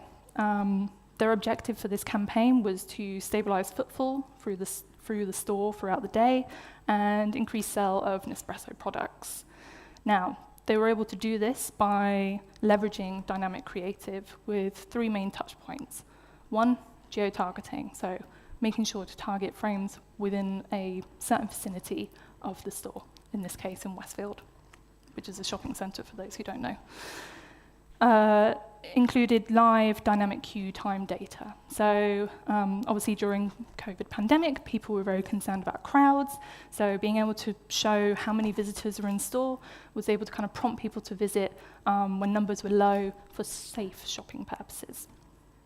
We also included time and price data. So the live clock showed visitors that the content was specific to a certain time and place, which meant that live pricing data ensured products could not be found cheaper elsewhere, which kind of drove people to purchase the product in-store at that time due to price competitiveness. And it worked. Simply put, it worked well. We found that this campaign drove a 19.5% increase in sales of all products during the campaign period, and it returned a 5 times return on the initial investment. What's more, we ran a measurement study alongside this campaign, and we found there was a 13% uplift in brand awareness for Nespresso products and 9% uplift on purchase intent. So, 3D creative. We've all seen 3D creative, we know what it does. But we also know that research shows 3D creative boosts conversion rates by up to 40% when compared to traditional media.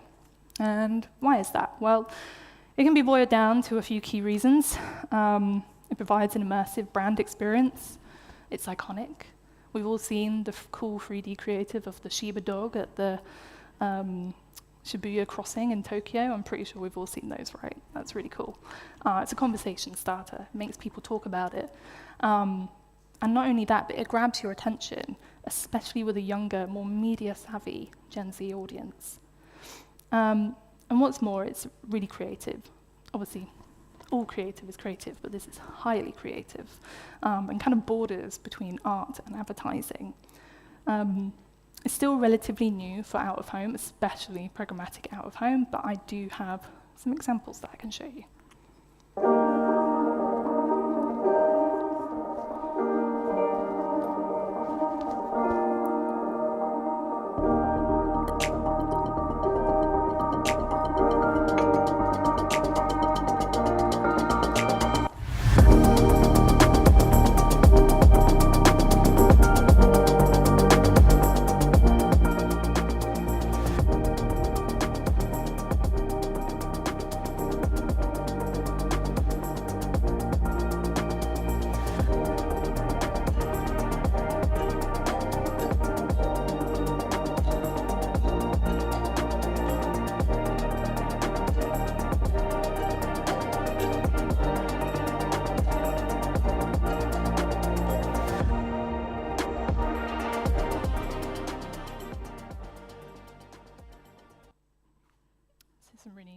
Examples in there. And lastly, the last kind of growth lever we see for programmatic digital out of home is multi-channel or omni-channel, as I've been saying for this. So to really understand the power of multi-channel, we really need to consider the average consumer's day and what it looks like. So we've kind of spoken about that this morning in terms of people's commutes, how they work, where they work, what they see, what they're exposed to. And this is really important because, as you can see, you wake up, you may check your phone or your social media, you served an ad. Then you're on your commute and you are exposed to a digital out-of-home ad. Then you're at work and you're exposed to more ads on your desktop. You then do your return commute home and you see the same billboard again. And then when you're relaxing in the evening, watching your favorite program on your streaming channels, another ad pops up. Imagine if you could do all of this through one planning tool, through a DSP. Really maximize efficiency. So, you guys already know this, but the more channels you include in a campaign, the more exposure consumers get, and the more effective it is. So, it's 2.6 times more effective in some cases, and companies who regularly do this see a 9.5% increase in yearly profits. So we've seen that including programmatic digital out-of-home or multi-channel media plans adds clear incremental value to the return on investment and the boost to offline outcomes through sales and footfall traffic through stores. There are a number of different tools available to connect these mediums, be it retargeting tools, clever use of creative, tools in creative such as QR codes or special offers which can be traced back to a particular media type. Everything can be measurable from end-to-end process. So essentially the possibilities are endless. And again, don't just take my word for it. We have examples. So this is a really strong case study for utilizing programmatic digital out-of-home within the media mix. This campaign is a really good demonstration that users are more likely to visit a store when primed first with programmatic digital out-of-home and then retargeted with mobile display ads rather than just running a mobile campaign on its own.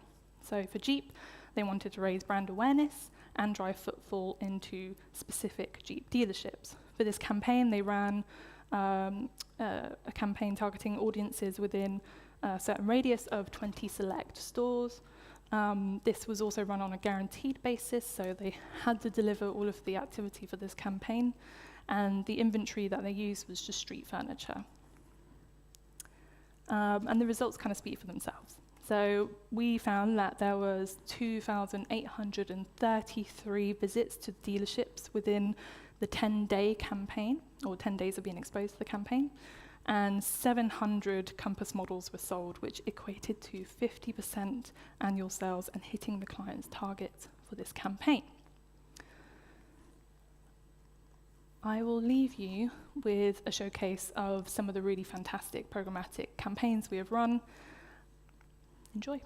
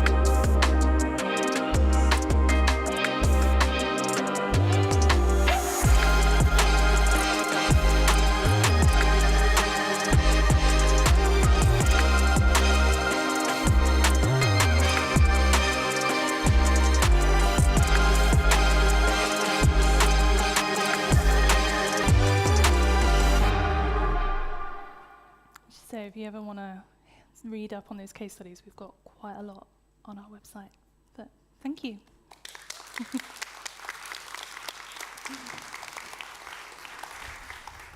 Thank you, Sophie, for the wonderful and interesting presentation. Now, obviously, we have quite a few questions incoming. So the first one would be, how can you assure multi-channel success? How do you know that I saw a G-pad on my phone so that later I can be exposed to G digital out of home? This is where you would have retargeting pixels. So obviously we're just out of home. I can't speak for the mobile part of that campaign, but most of the time when it comes to retargeting, there's a pixel which is dropped. Obviously it's all anonymized for GDPR purposes, but through the use of beacons, if somebody's passed by an out-of-home ad and they've been served that ad, generally that's how retargeting works. All right, thanks. Now the question that is clearly burning on everyone's mind, when could this be available in the Baltics? You'll have to speak to JCDecaux Baltics about that, hopefully in the not too distant future. I could actually add to this answer personally a bit. As our CEO, Jelena Brokan, once said, the expectation is for this to arrive in a couple of years, but we would like for the audience to get acquainted and get used to programmatic already about its presence. Now, another question is, so is it correct that in the future I will be able to ask JCDecaux for X impressions in a campaign, and your system will make sure that I get the impressions I paid for? Yeah. Okay. Essentially, yeah. If you're buying programmatically, say 100,000 impressions, we will ensure that those impressions are delivered through the campaign period.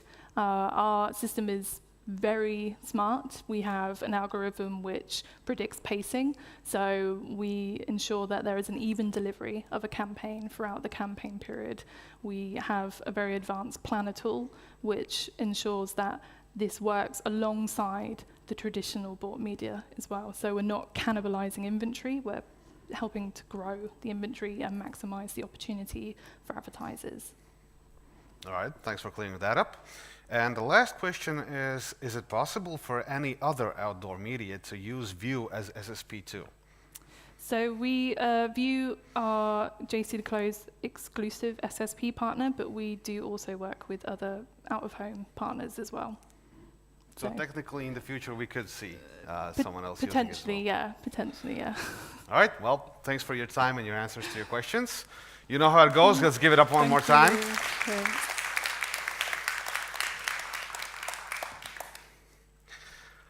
And now, this speaker will be joining us virtually. His name is Ricardo Alfonso, and he's also got quite a story to tell. And he'll be joining us on the screen momentarily. We will issue a small check first as well. Hello, Ricardo, can you hear us? I can hear you perfectly. And it sounds like we can hear him too, correct? Yes. Great. So now I will bequeath the stage to you, and have fun.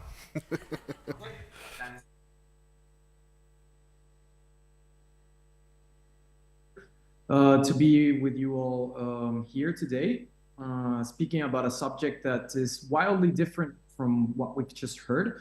And I think it's a flip side of the coin between the audience measurement, let's say, sophistication that the media is going through, and now the technological sophistication that the media is going through. I think this campaign that we're going to discuss in a minute will basically enlighten or will showcase how we can actually utilize or garner the power of the media in the current digital landscape, and just to throw off some preconceived notions of perhaps media effectiveness as it is.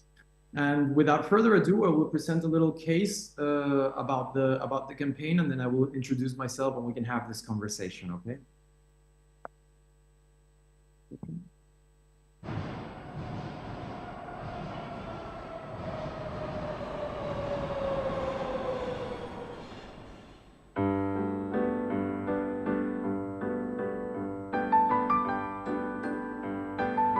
Who is Marina Prieto?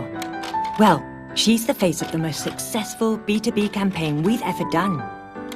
JCDecaux, the leading outdoor company worldwide, presents Meet Marina Prieto. In 2023, Subway ad investment went down by 7%. So, to convince brands its media really worked, we chose her, Marina Prieto. A lovely 100-year-old grandma, creating her own content, but with no audience to see it. Ay, caramba. But that was about to change when overnight, we placed Marina's 54 Instagram posts in hundreds of vacant spaces in Madrid's subway. If she could go viral, maybe brands would change their minds. Marina Prieto, 1923. ¿Alguien me puede explicar quién es esta señora? Está toda esta oficina. What started underground ended up everywhere. ¿Quién sale aquí? On social media, mass media, abuela que protagoniza varios anuncios en el metro de Madrid. and even in countries she's never been to. Marina Prieto, la dame du métro de Madrid. The dream of any marketer. Which is why we chose to reveal what was behind the campaign on the one night where every CMO would be in the same room, the Effies.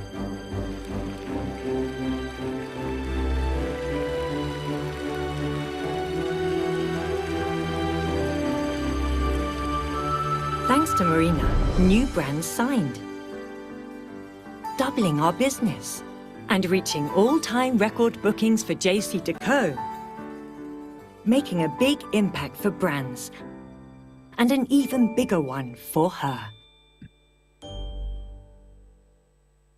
All right, now that I've introduced Marina Prieto, I can introduce a little bit about myself. I've been working in marketing for the past 5 years in media in JCDecaux, and the rest of my professional trajectory has been spent basically working in the marketing side of FMCG companies.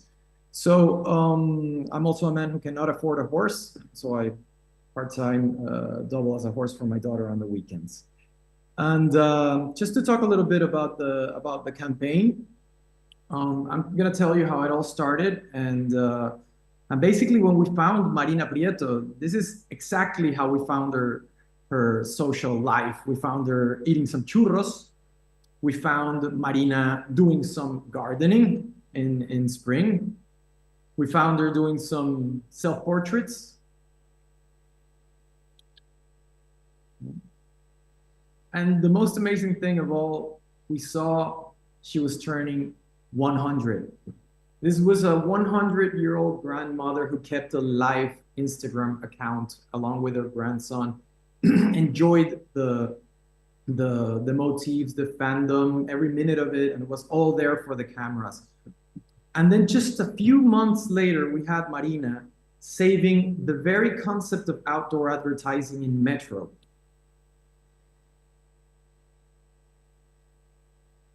Crazy, right?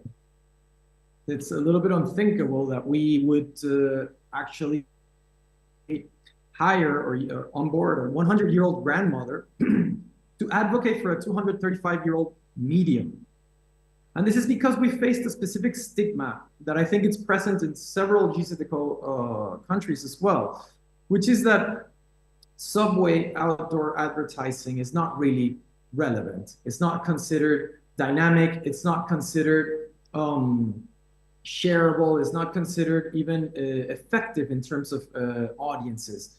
And this resulted specifically in an over-indexing of the budget allocated to Subway advertising year over year, where Subway only represented 7% of the budget advertising, and it was going down 7% versus previous last year, when we know that 40% of the audience in Madrid actually utilizes the Subway.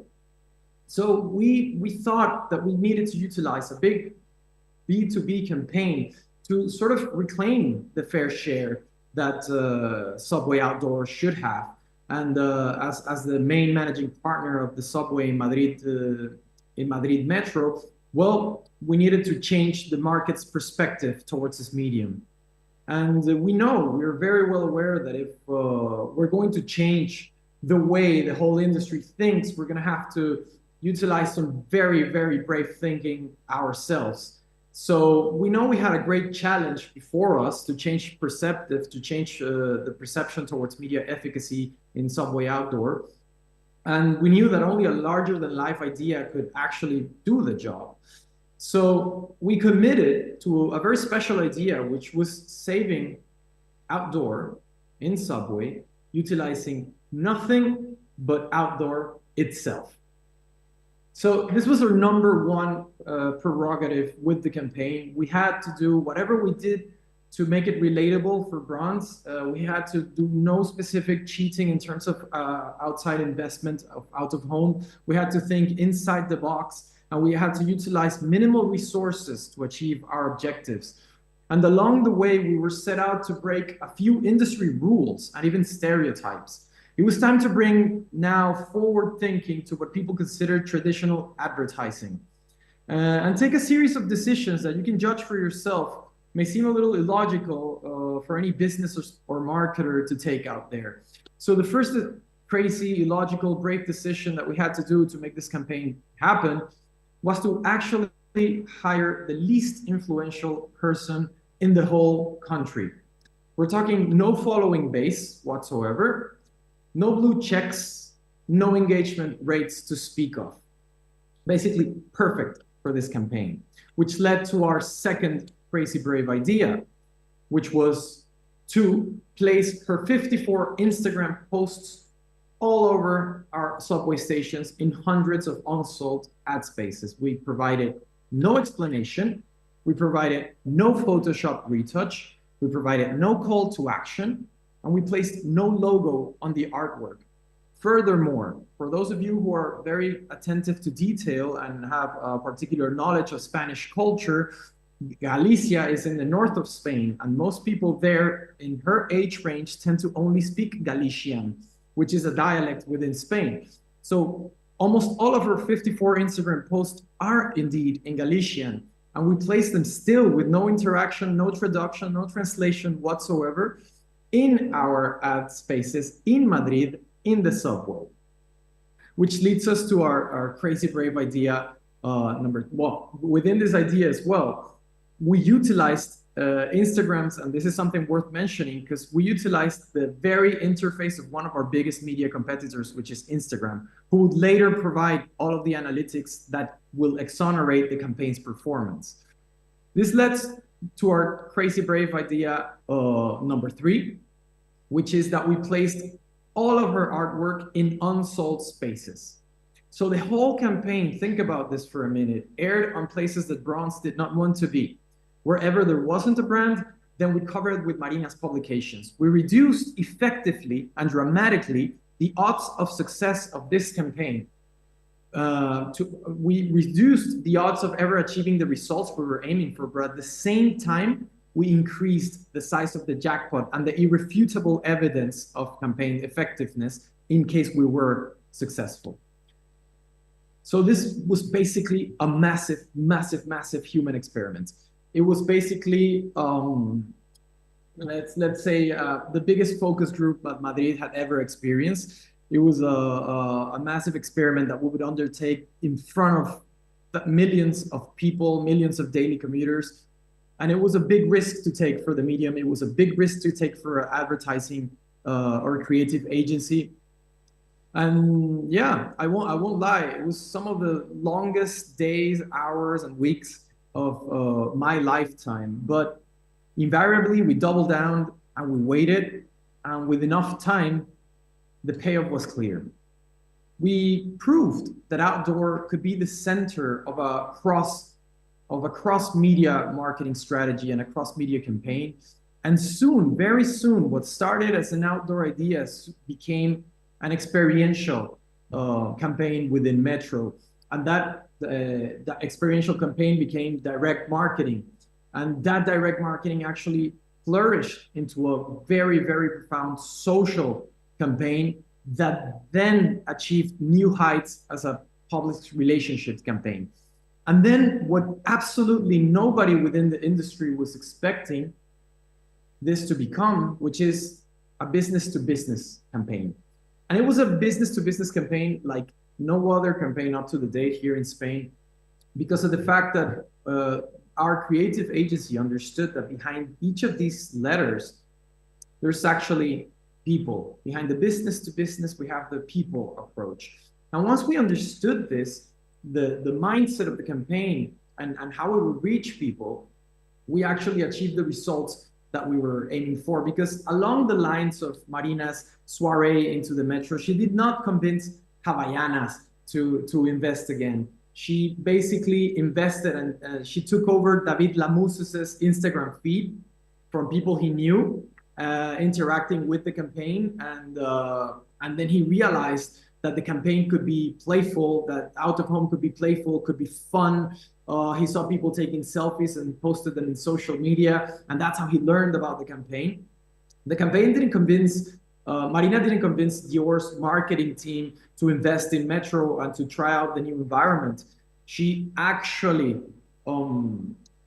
surprised Beatrice's Torres kids when going back to school every single day on the subway. You can see here that she told us that her kids take the subway a lot, and honestly, they wouldn't stop talking about the campaign. It's an awesome campaign. So this is how we actually broke through to the marketing department within Dior, because the children of the marketing director saw the campaign. Marina did not convince Samsung to believe and invest in the power of outdoor advertising within Subway. Marina showed up on Elena Fernandez's family family WhatsApp group as a reference from one of her relatives. And so basically she realized that the campaign reflects the reach that out of home actually can go beyond. And this business to consumer campaign reached, let's say, incredible performance on its own merits, because according to audience measurement studies, we were only exposed to 790,000 or 800,000 unique individuals, out of whom within less than a week's time, 90,000 unique visitors had already visited Marina's profile. If you think about this conversion, it's actually 11.3% of the base, which would be over twice as much as the leading campaigns industry lead conversion rates. And out of those 90,000 unique users that went into the profile and experienced who Marina was, her content, 11,000 users fell in love with Marina and her contents and interacted with her. Over a 90% index of interaction on every single post out of those 11,000 users. Most of the interactions, I think, is 98.7 were positive. And if you think about the 90,000 to 11,000 users conversion rate, we're talking about a CTR of 1.4%.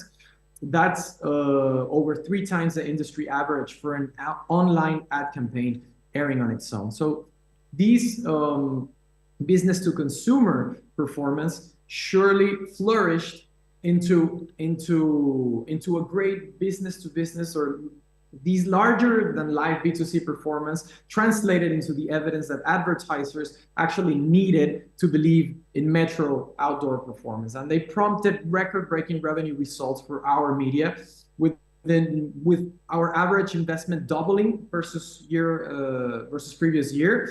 And our first half results for 2024, only 6 months after the campaign had aired, were that we had over 60% revenue versus the year before. So the ramp up towards performance within Metro revenue was quite quick. We had 187 new brands enter the media. We have today luxury brands that are placed within the media.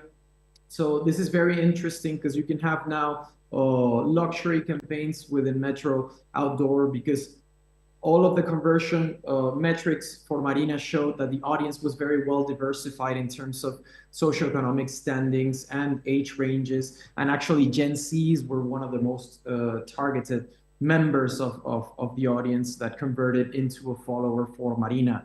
So I think the results speak for themselves here. And it's a very sweet moment where we can say that Marina not only showed advertisers where to be, and that's why the campaign was special, because it showed that if you can actually break through in terms of creativity thought out specifically for the media, and if you can utilize the media as a catalyst for attention, for a greater mediatic exposure in a cross-media digital landscape, Marina showed brands that they could be. They could be in our home, but more importantly, they showed brands how to be. They showed brands that creativity can never be divorced from the human component, and creativity can never be divorced from the actual media that it's being translated from.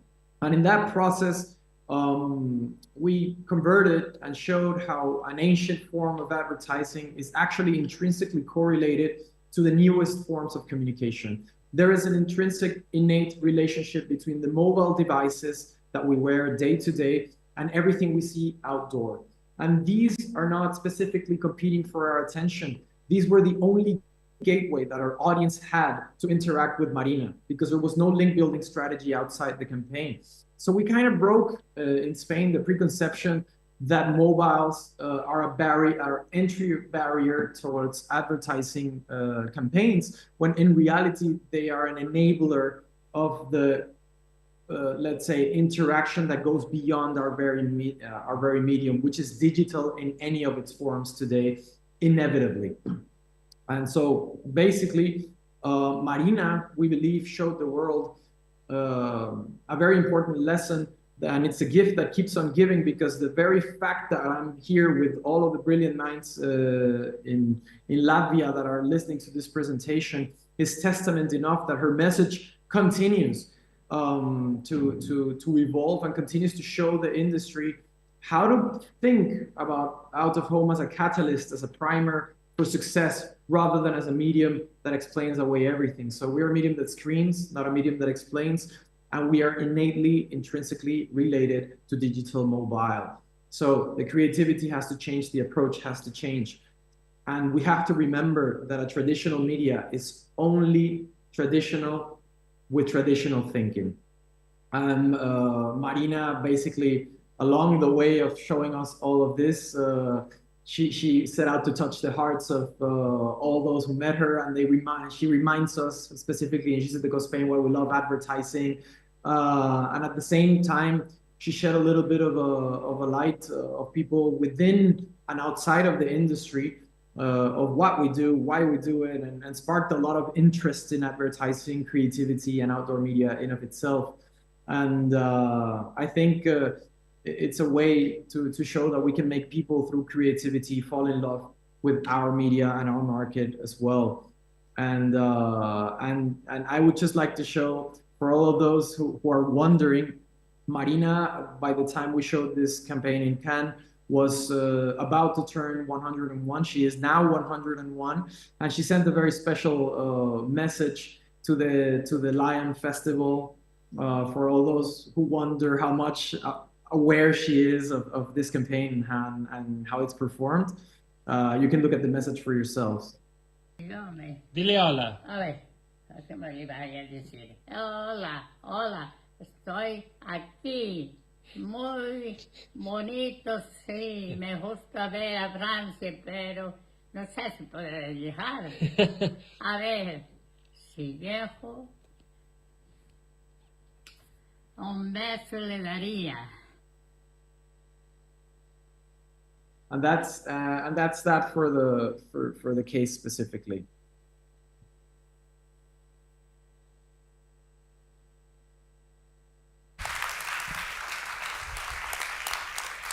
Well, big thanks to you, Ricardo. You seem to have disappeared from the screen.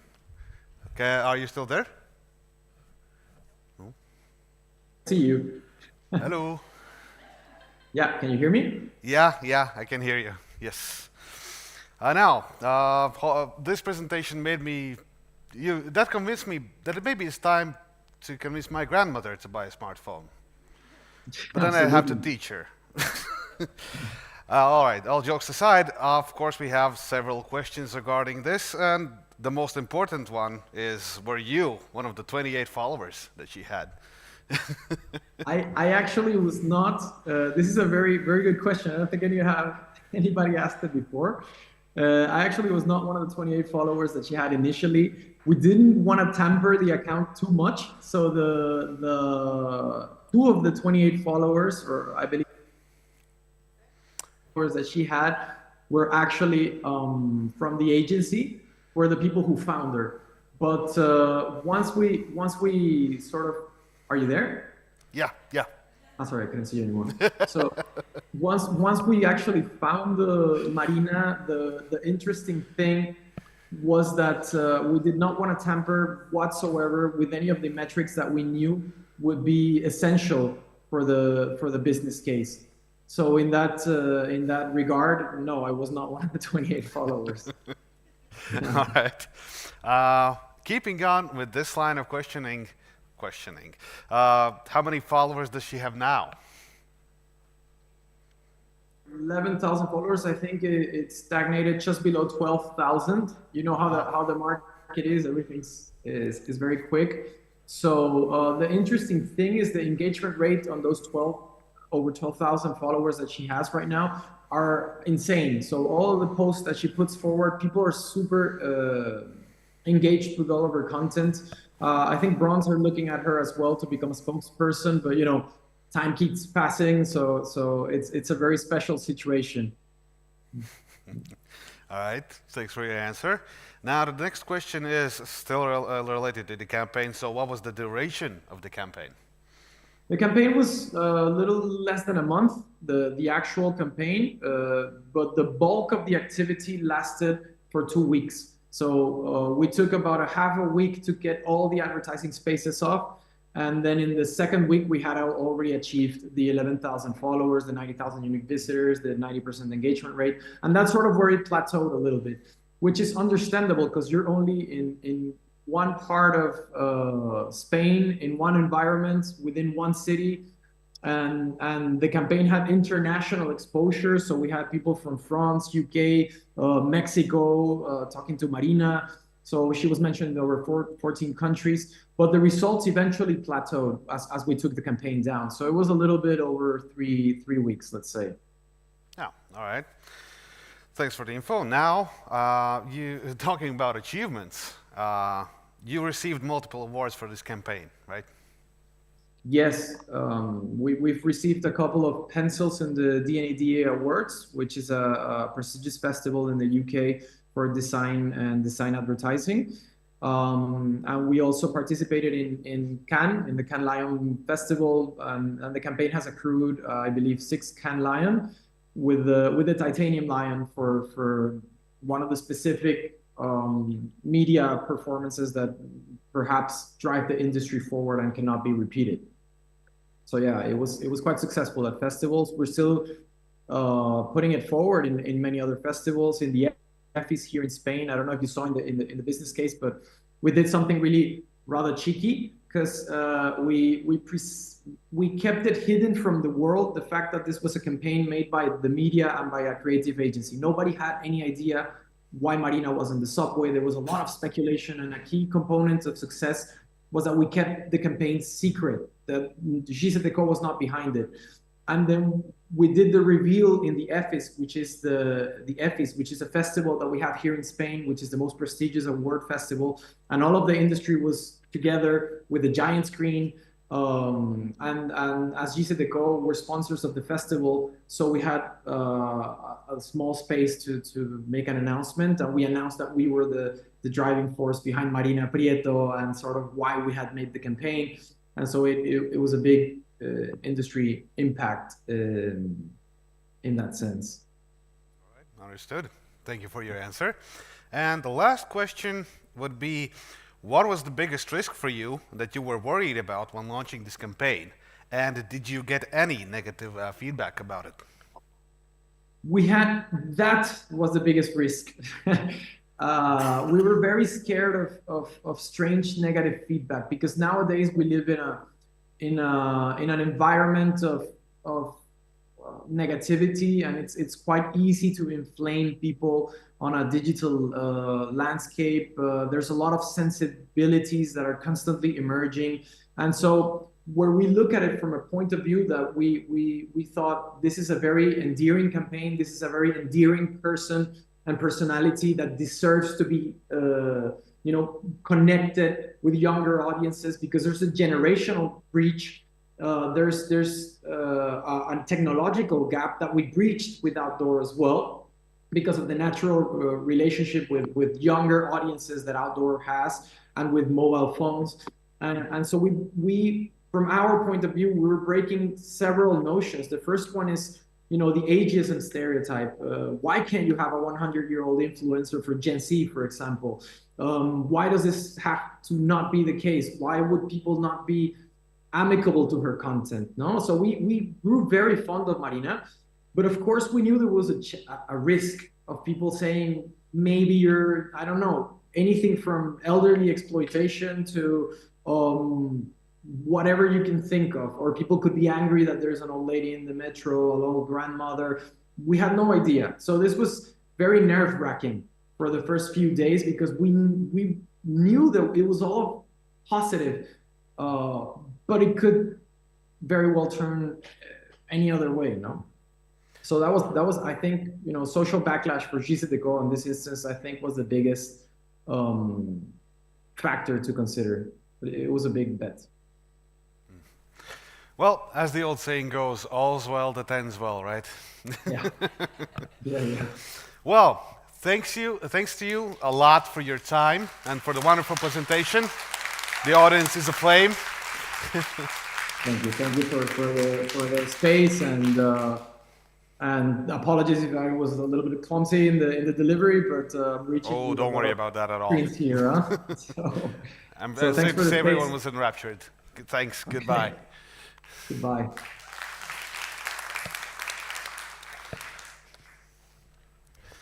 Well, I hope you guys had a wonderful time talking to our guest from afar. But now, for another guest from afar who did come to visit us personally, it is my pleasure to introduce to you Sonia Harash, who will be talking about Gengage. I will let her explain what it is.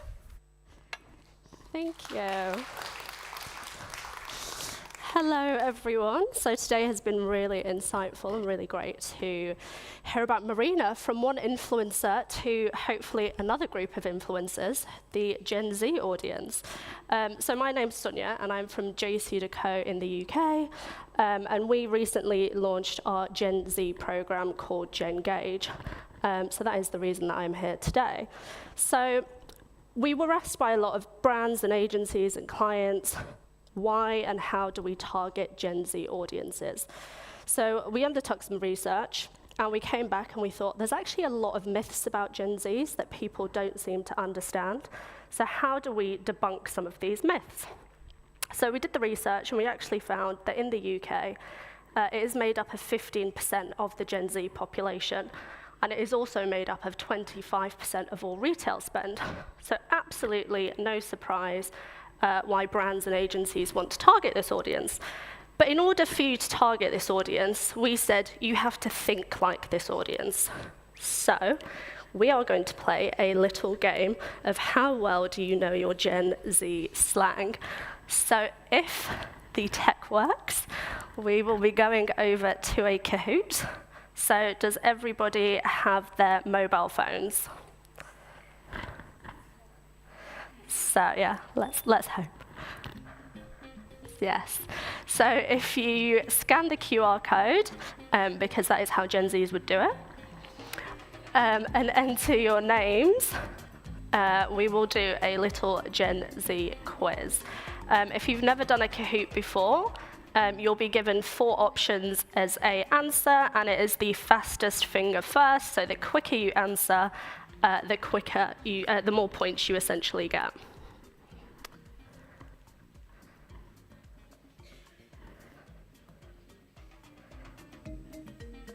So we'll give it a few more seconds.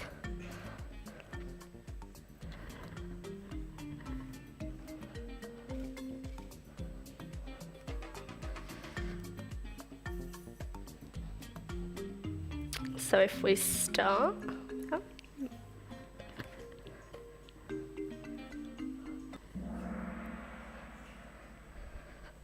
So this first one isn't actually a question, so we skip this one when it is done.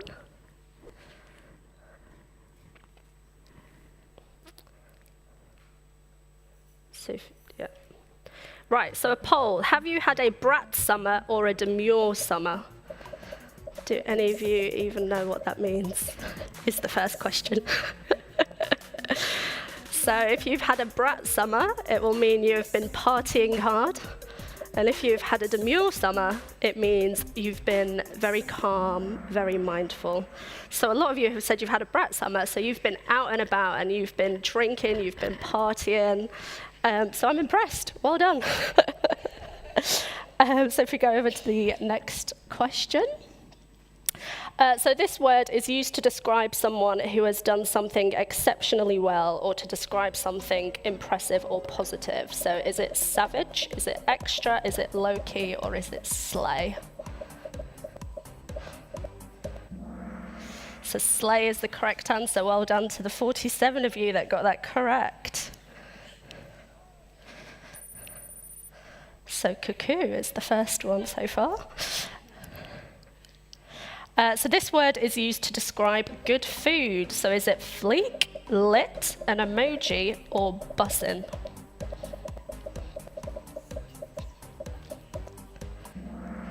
So bussin' is the correct one for that one. So well done there. You can see how quickly the scores change. So this word describes something that is very attractive, such as a person, food, or clothing. Is it fire, hot, peng, or lit? So peng is the correct one there. I know there might be a little bit of a language barrier here, but yeah, in the UK they would say that was peng. So this is a derogatory term used for millennials that are trying to be trendy or stylish. So is it zoomer, chuggy, adulting, or cringe?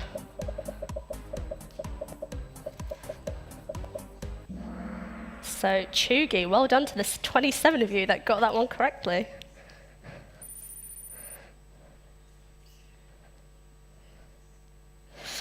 So this word describes trendy, high-class fashion. So drip, Gucci, flex, or fit.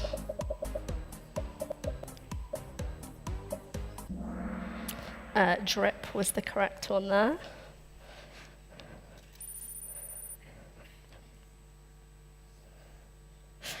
To be constantly thinking about something. So low-key, rent-free, soft launch, or touch grass.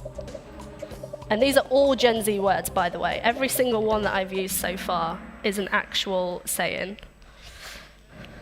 So rent-free is the correct one there.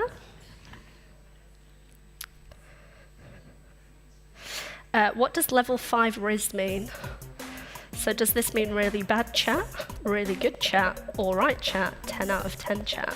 So this is actually a Gen Alpha term. So Riz means charisma, and level 5 means how good you are at flirting, apparently.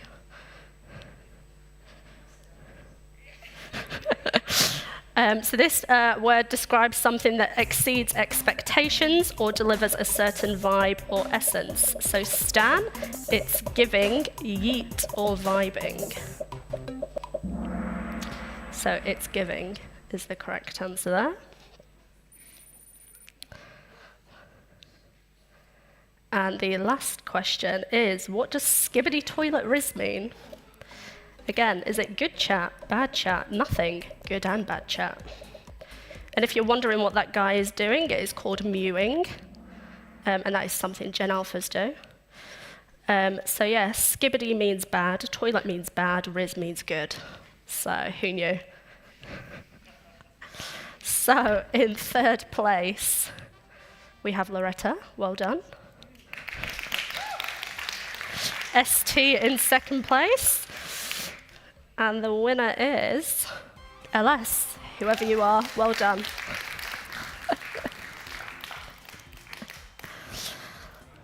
So the reason we sort of do that quiz is because when we are trying to talk about a Gen Z audience, it is super important to actually understand this audience. So when we are defining who Gen Zs are, they tend to be mislabeled as one homogenous group that are united by liberal politics, activism, social media fame, etc., etc.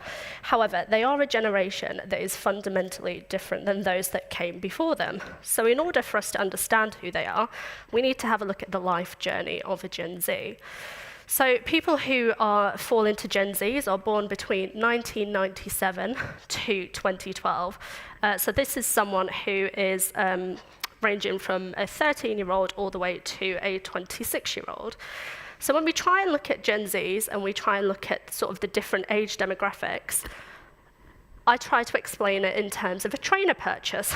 So if you are 13 years old and you want to buy new trainers, you're going to go to your parents, and your parents are going to buy you some new trainers, right? They will probably take you to somewhere that offers brands at a discounted price because they do not want to spend hundreds of euros, pounds, dollars, whatever it might be, on some new trainers that essentially you will get bored from in a couple of months. So what we say is 13-year-old Gen Zs have pester power rather than purchasing power. Then you get to sort of 16 to 18. You might have been at college, you might be going to university, so now you actually have a little bit more disposable income where you can actually purchase things that you want to buy instead of what your parents are going to influence you to buy. You get to sort of 18 to 26. Now you have a lot more disposable income. You might be in your first or second job, or if you're Gen Z, third job, because we know they don't stay in jobs too long. So what this actually means is that the life stages of Gen Zs are actually very different. So what you think is cool when you're 13 years old isn't going to be very cool when you are 26 years old. But what we actually found is that these 4 pillars resonate with that whole age group of Gen Z audiences. So the first one is authenticity and purpose. So we know that Gen Z seek transparency and socially responsible companies that align with their values. And whilst affordability of purchases is 17% more important than the average when Gen Zs are making a purchasing decision, authenticity and transparency are more important to a Gen Z audience. The next one is personalization and co-creation. So Future Labs did a report called People Power, and they actually found that Gen Zs prefer partnerships to independence. So they are a generation that are all about collaborating with businesses to affect change, unlike previous generations before them that sort of weren't very interested. So therefore, brands that offer customizable options, involve consumers in product development, user-generated content, things like that, are more likely to effectively engage with a Gen Z audience.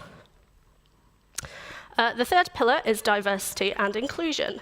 So Gen Zs prefer self-definition over identity checkboxes, and they've grown up as the most diversified demographic to date.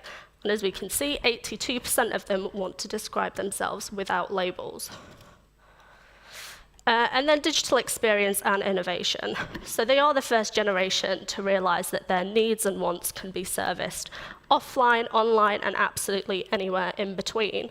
But with that in mind, 75% of Gen Zs still want to shop in stores.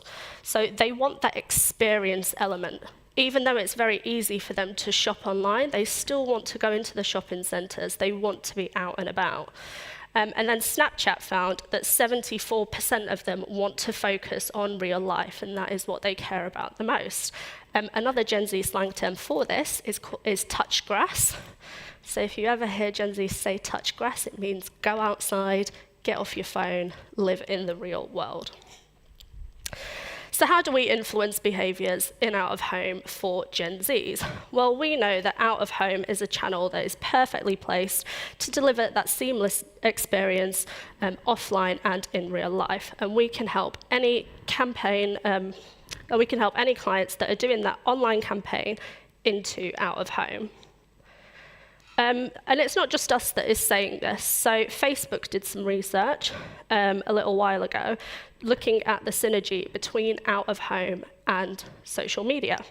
And what they found is that when an audience has been primed with out of home before they see a social media story, their dwell time on the social media story actually doubles, hence the 2 + 2 = 5. So what this means is that out of home dwell time is on average 2 seconds, social media dwell time is on average 2 seconds.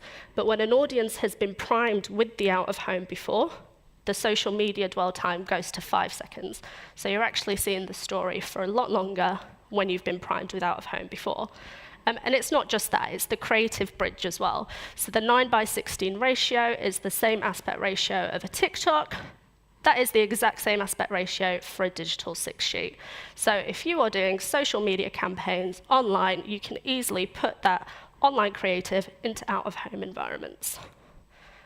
And what we also know is that out-of-home drives action online and offline, and 66% of Gen Zs are more likely to share that content that they've seen in outdoor.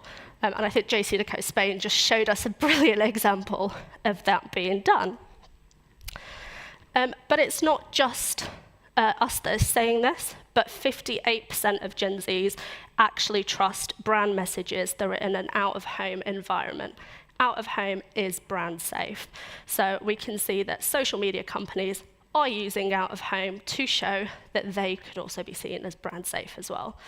But it's not just that. You can't skip an outdoor ad. So just like you can skip ads online, Gen Zs are getting absolutely bombarded with ads on their computers, their phones, etc. So 63% of Gen Zs actually use ad blockers. But they're also going into a digital detox. So 52% of Gen Z respondents are actually saying that they are actively trying to reduce their screen time. They're trying to put their phones away, and they're trying to live in the real world. So how can we reach them? Well, we know that out-of-home is the perfect media for engagement and recall. So we can see that 84% of Gen Zs pay attention to out-of-home ads, and there's a few more stats here that speak for themselves. And we also know from Touchpoint on this graph that there's no surprise that in terms of average hours, out of home is the media that Gen Z spend the most time with. So whilst a lot of people say, but they're on their phones all the time, yes, they are, but Gen Zs are a very mobile generation. So they are out and about. So they are going to school, they're going to college, they're going to work, they're going to see their friends. So in terms of the average hours, they are in out-of-home media formats the longest. So what is Gengage?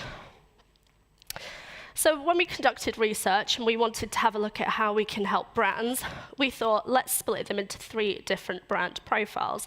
So the first brand profile is 100% Gen Z brands. So these are brands that only ever target Gen Zs, and they never stray away from that age profile. So how can we help these brands that are online come into an offline, out-of-home experience in a seamless activation? So when you're trying to think of examples of these brands, I don't know, are you guys familiar with sort of KSI, Logan Paul, Mr. Beast? So that they created Prime, the energy drink, which went absolutely viral. I think it was about last year when it was launched. So they are a perfect example of 100% Gen Z only brand who have started online and have come out into the real world. Then you've got evolving brands. So these brands target absolutely everybody, but what they've been doing recently is using some of those Gen Z slang words that we learned earlier into their out-of-home. So brands that do this really well, McDonald's, for example, so in one of their recent campaigns, they said it hits different. So if you are a Gen Z, you will understand what that means. If you're not a Gen Z, you will just think it is a McDonald's ad. And then you've got reset brands. So reset brands may be facing challenges in engaging with a Gen Z audience. And they know that they are at risk of only being relevant to an aging and declining audience if they don't address this. So think of old school banking brands, your sort of Santander's, HSBC's. How are these brands trying to target Gen Zs better? Because if they don't, they simply won't exist. New competition comes in. The likes of Monzo, Revolut sort of do really well with that younger audience. So how can these brands change their marketing to target that younger audience?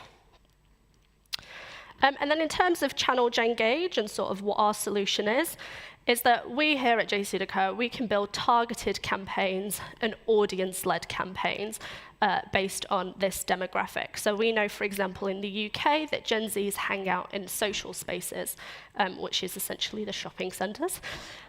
So whether you are 13 years old or 26 years old, you will probably be in a shopping centre environment, for example, because if you're 13, your parents will let you go around the shopping centre with your friends for a couple of hours. They're probably not going to let a 13-year-old run down the centre of London High Street on their own. But again, if you are a 26-year-old Gen Z, you are probably in the shopping centre not only to shop, but essentially to go to the cinema, to go to the restaurants, to go to activities. So it's about having a look at what Gen Zs are doing throughout their sort of day-to-day journey and how we can target them the best. In terms of interactivity, we've seen how priming an audience with out of home makes your social media story work harder. So again, that seamless integration with interactivity, whether it be a QR code to watch a trailer, whether it be a QR code, for example, to get a free drink, things like that tend to work really well with Gen Z audiences. And then it's been touched upon today already, so 3D digital out of home at scale. So that interactivity increases Gen Z's awareness and sort of ability to be able to share and post this content that they see. So here is a campaign that I did for Naked Bars. So this is anamorphic technology, and it is Naked are actually the first brand to utilize this anamorphic technology in the UK, and this is across our Waterloo motion screen. So you can see we've really brought that 3D element out into the real world. So we know there's a lot of sort of fake out of home 3D ads that I'm sure we've all seen on social media. So this has been a great example of how a brand actually took something that we can do in the real world and actually did it. And by them doing this, Naked actually saw a 389% increase in people wanting to post about their campaign, and then they also saw an increase of 182% in brand trust. So a couple of examples of brands that are connecting with the Gen Z audience really well. So JD and Foot Asylum, for example, always do this really well. So we talked about the diversity, and we talked about sort of the authenticity and purpose. So they do this well because they do use Gen Zs within their creatives, for example. The beauty industry does this well as well. So Look Fantastic are a online-only beauty brand, and they took the online into the real world, and they've seen that Gen Zs want to be out and about. So how can they target them whilst they're doing that? And then Caudalie again is a great example. So they are a French skincare brand, and you probably don't assume Caudalie as being a brand that resonates or caters to a Gen Z audience. However, the girl on the creative is actually a TikTok beauty content creator who is called Amelia Olivia. So she has millions and millions of followers on TikTok, and she posts a lot of stuff about beauty skincare. So they used her as the face of their latest campaign. So if you are Gen Z, that is going to resonate with you because you know who she is. If you're not a Gen Z, you just think she's another model who is doing a skincare ad. So that is why this campaign is really great, because it is targeting all those customers. And then the next generation is Generation Alpha. So they are the ones who are talking about Riz and skibbity toilets. So what I'm focusing on here is Generation Zalpha. So these are the youngest Gen Zs and the oldest Gen As. So we can see that 74% of them already have a say in their parents' technology purchases. So I don't know what 9-year-old is influencing their parents to buy a £1,200 iPhone, but they certainly are. And not just that, but also 66% of this audience already have a favorite brand. So if you are trying to target this audience, this is your time to start. You need to do it whilst they're young, whilst they have this pester power with their parents, because if you don't, then you will fall behind, and you don't want your brand to be in that reset category, because your customers simply won't exist anymore. And then that is it from me. If you want to find out more about JCDecaux, you can scan the QR code and it takes you to the JCDecaux website. Thanks.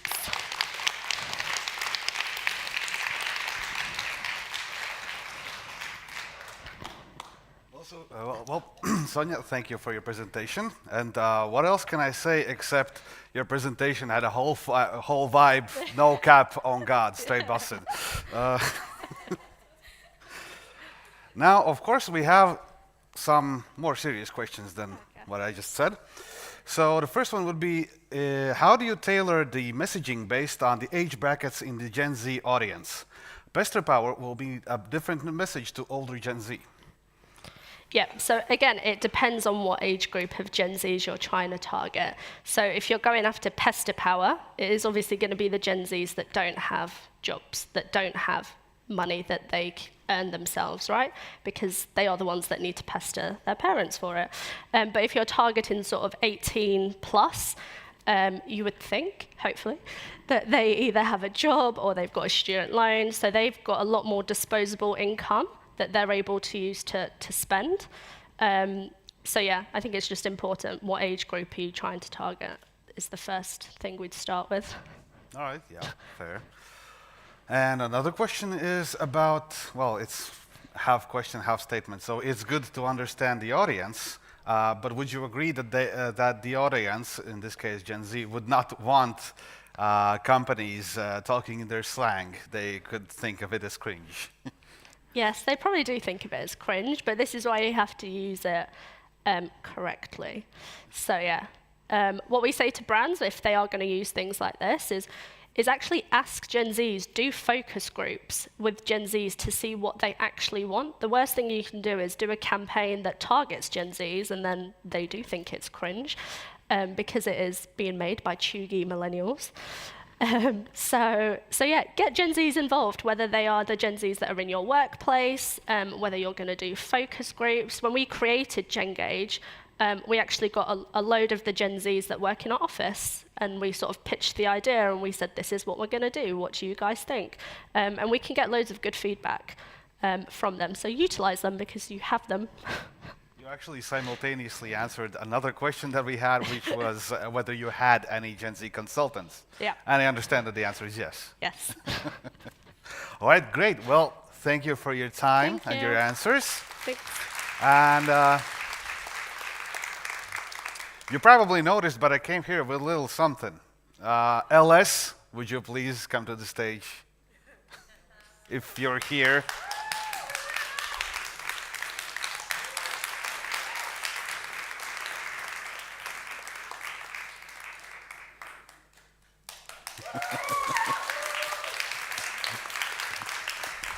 Congratulations. Thank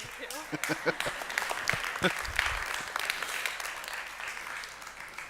Now, with this youthful presentation, the conference for today has concluded. But that is not the end of everything. For those of you with these armbands, whoops, wrong hand, these armbands, you're very well welcomed to join us in Venus Studio right around the corner. As for you folks behind the screens, thank you for being here. And thank you here, who are here as well. And see you next time. And yet again, thank you for participating.